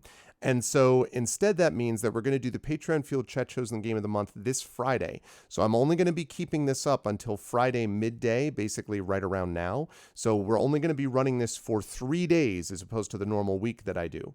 So now is the time to do nominations. Please let me know what game you would like me to play. Only 1 nomination per person. I do reserve the right to veto if need be, and we're going to get this down to 3. So please, hi Blackberry Bear, please nominate a game you would like me to play. I can play pretty much any game on Retron, which means Sega Genesis, Nintendo, Game Boy Color, Game Boy Advance, I think a Sega Master System as well. I can play an Intellivision game, I can play anything on PS4, and I can play anything on, obviously, PC, so also Nintendo Switch. But whatever you're going to do, it would be easier if it was able to be acquired digitally because of the sort of time frames. That would be easier. So I'm just keeping that in mind. All right, so Pikmin 3. All right, which I think, is that available for Switch? Mrs. Dunsel, or is that available for one or the other one? Earthworms live suing, is that literally earthworms, not Earthworm Jim? Okay, Pikmin 3 for Switch. All right. For Switch. Got it. That's fine. Earthworms. What is Earthworms 2 live suing? And also Effect Life's is There Is No Game Wrong Dimension. Can you explain what that is, Effect Life?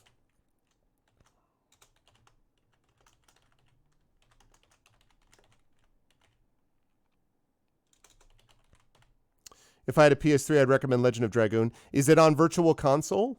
I do not have Atari 2600. Switch point and click mystery adventure. Cool. Okay, that's fine. Atari 2600, yeah, I can't do that. Legend of Dragoon, if Legend of Dragoon is on, if it's available on Virtual Console, I can do it. What's up, Lone Wolf? It's not on the PS4. Oh, yeah, sorry. I have a PS3 actually downstairs, which is sort of hooked up to the TV. I can't do that. I'm never going to have time to do that. What's up, Lone Wolf? Good to see you. Now's the time to get in your game. I need some more game nominations, folks, and then we got to take this vote. So I got Pikmin 3, Earthworms, There Is No Game, Wrong Dimension. And There Is No Game, Wrong Dimension. Oh, Last Epoch. Yes. Okay. Okay. Let me just take a look at that GOG link. Point and click comedy adventure. Okay. It sounds fun. Game about a narrator that does not want there to be a game, a lot of different game styles. Well, it sounds like Effect Life's game is going to be funny, so that's cool. Although, honestly, Pikmin 3 and Earthworms are not exactly the most... I mean, certainly Pikmin 3 is funny. I don't know about... It has funny elements to it as well. I don't know about Earthworms yet. Protagonist is a Buddhist detective. Farming Simulator 15. Okay, so we've got Pikmin 3, Earthworms, There Is No Game, Wrong Dimension, Last Epoch. I'm going to want to last call this. Anyone else? Any other choices? Or did you say Pikmin or Pokemon, Mrs. Dunsel?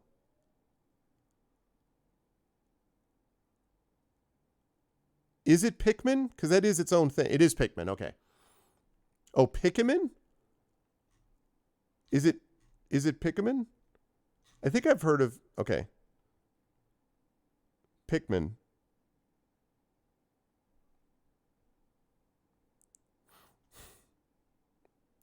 Dishonored 2. Please ignore me right now. I got you. I think I got it. I think I got you. Okay, that's cool, Effect Life. So, Dishonored 2, I tell you what, Coven. I will give you this. I've already played Dishonored 2, but I have not played the DLC, which is the Billy Lurk DLC. So, what we'll do here is... And I think it's called, like, Death of the Outsider. I can't remember the name of it. I haven't played that yet. So, I'll give you that. I already played Dishonored 2 and won it on stream, but I haven't played the DLC. So, I'm going to do that. All right, so there we go. We got Pikmin 3, Earthworms, There Is No Game, Wrong Dimension, Last Epoch, and Dishonored 2. All right, going once, going twice. I played Elizabeth. I played Corvo in the first one. I love the Dishonored series. So, okay, here we go, chat. Time to get your votes in now. The top 3 vote getters here, the top 3 vote getters will go into our final round, and that will be up and available to you folks until Friday. And then after Friday, I'll be moving on from there. So we need everyone to vote for either Pikmin 3, Earthworms, There Is No Game, Wrong Dimension, Last Epoch, or Dishonored 2, the Billy Lurk DLC. So now's the time to get in those votes.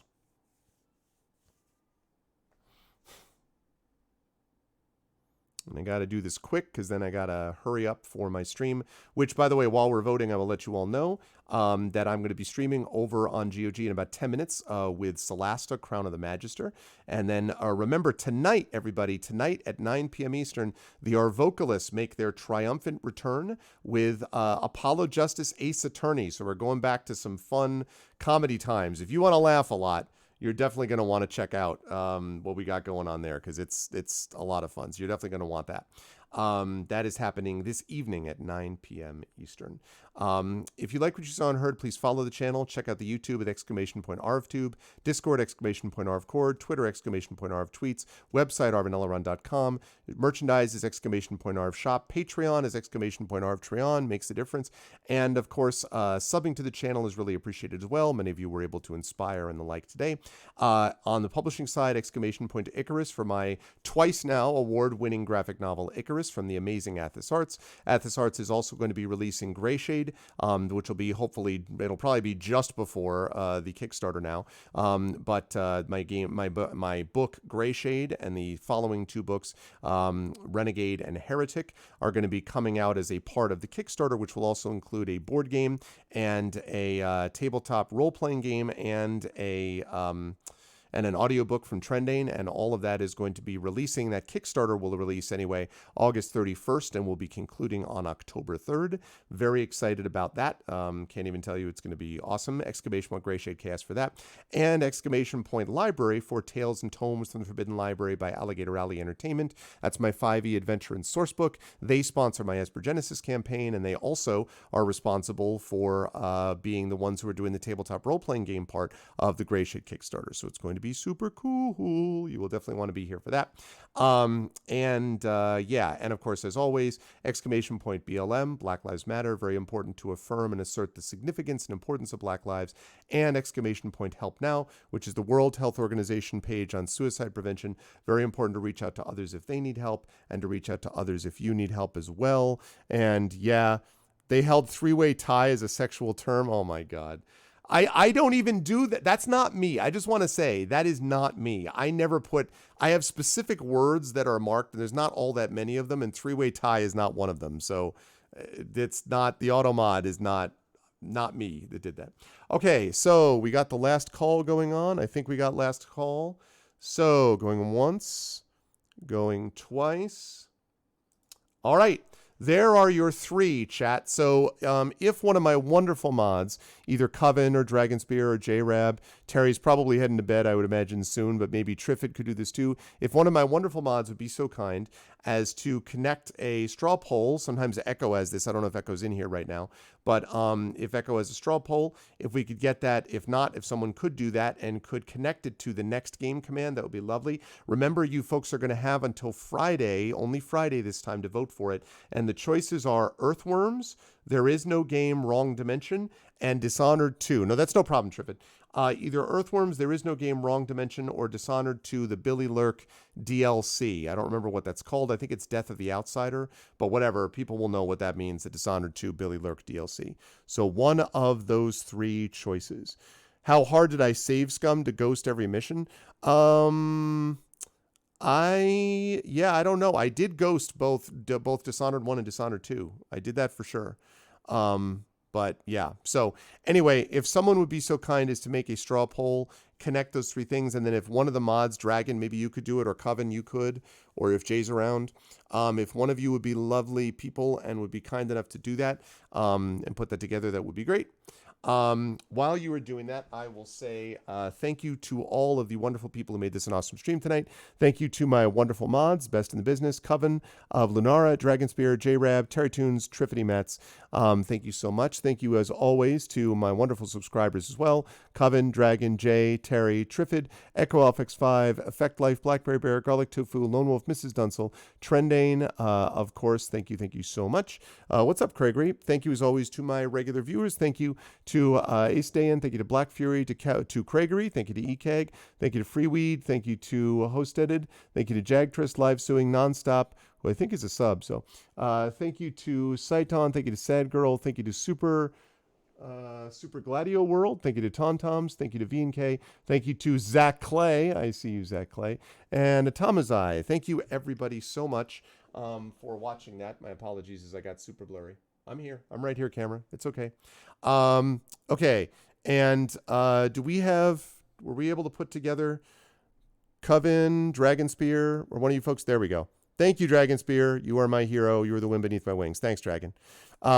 This is the one that we needed to do. So Earthworm, there is no game, Wrong Dimension, and Dishonored 2. Thanks, Dragon. So please get in your votes there, folks. That's the one you need to have a vote in for by this Friday at noon. No, at 3 p.m. Eastern. So Friday at 3 p.m. Eastern is when that's going to be done.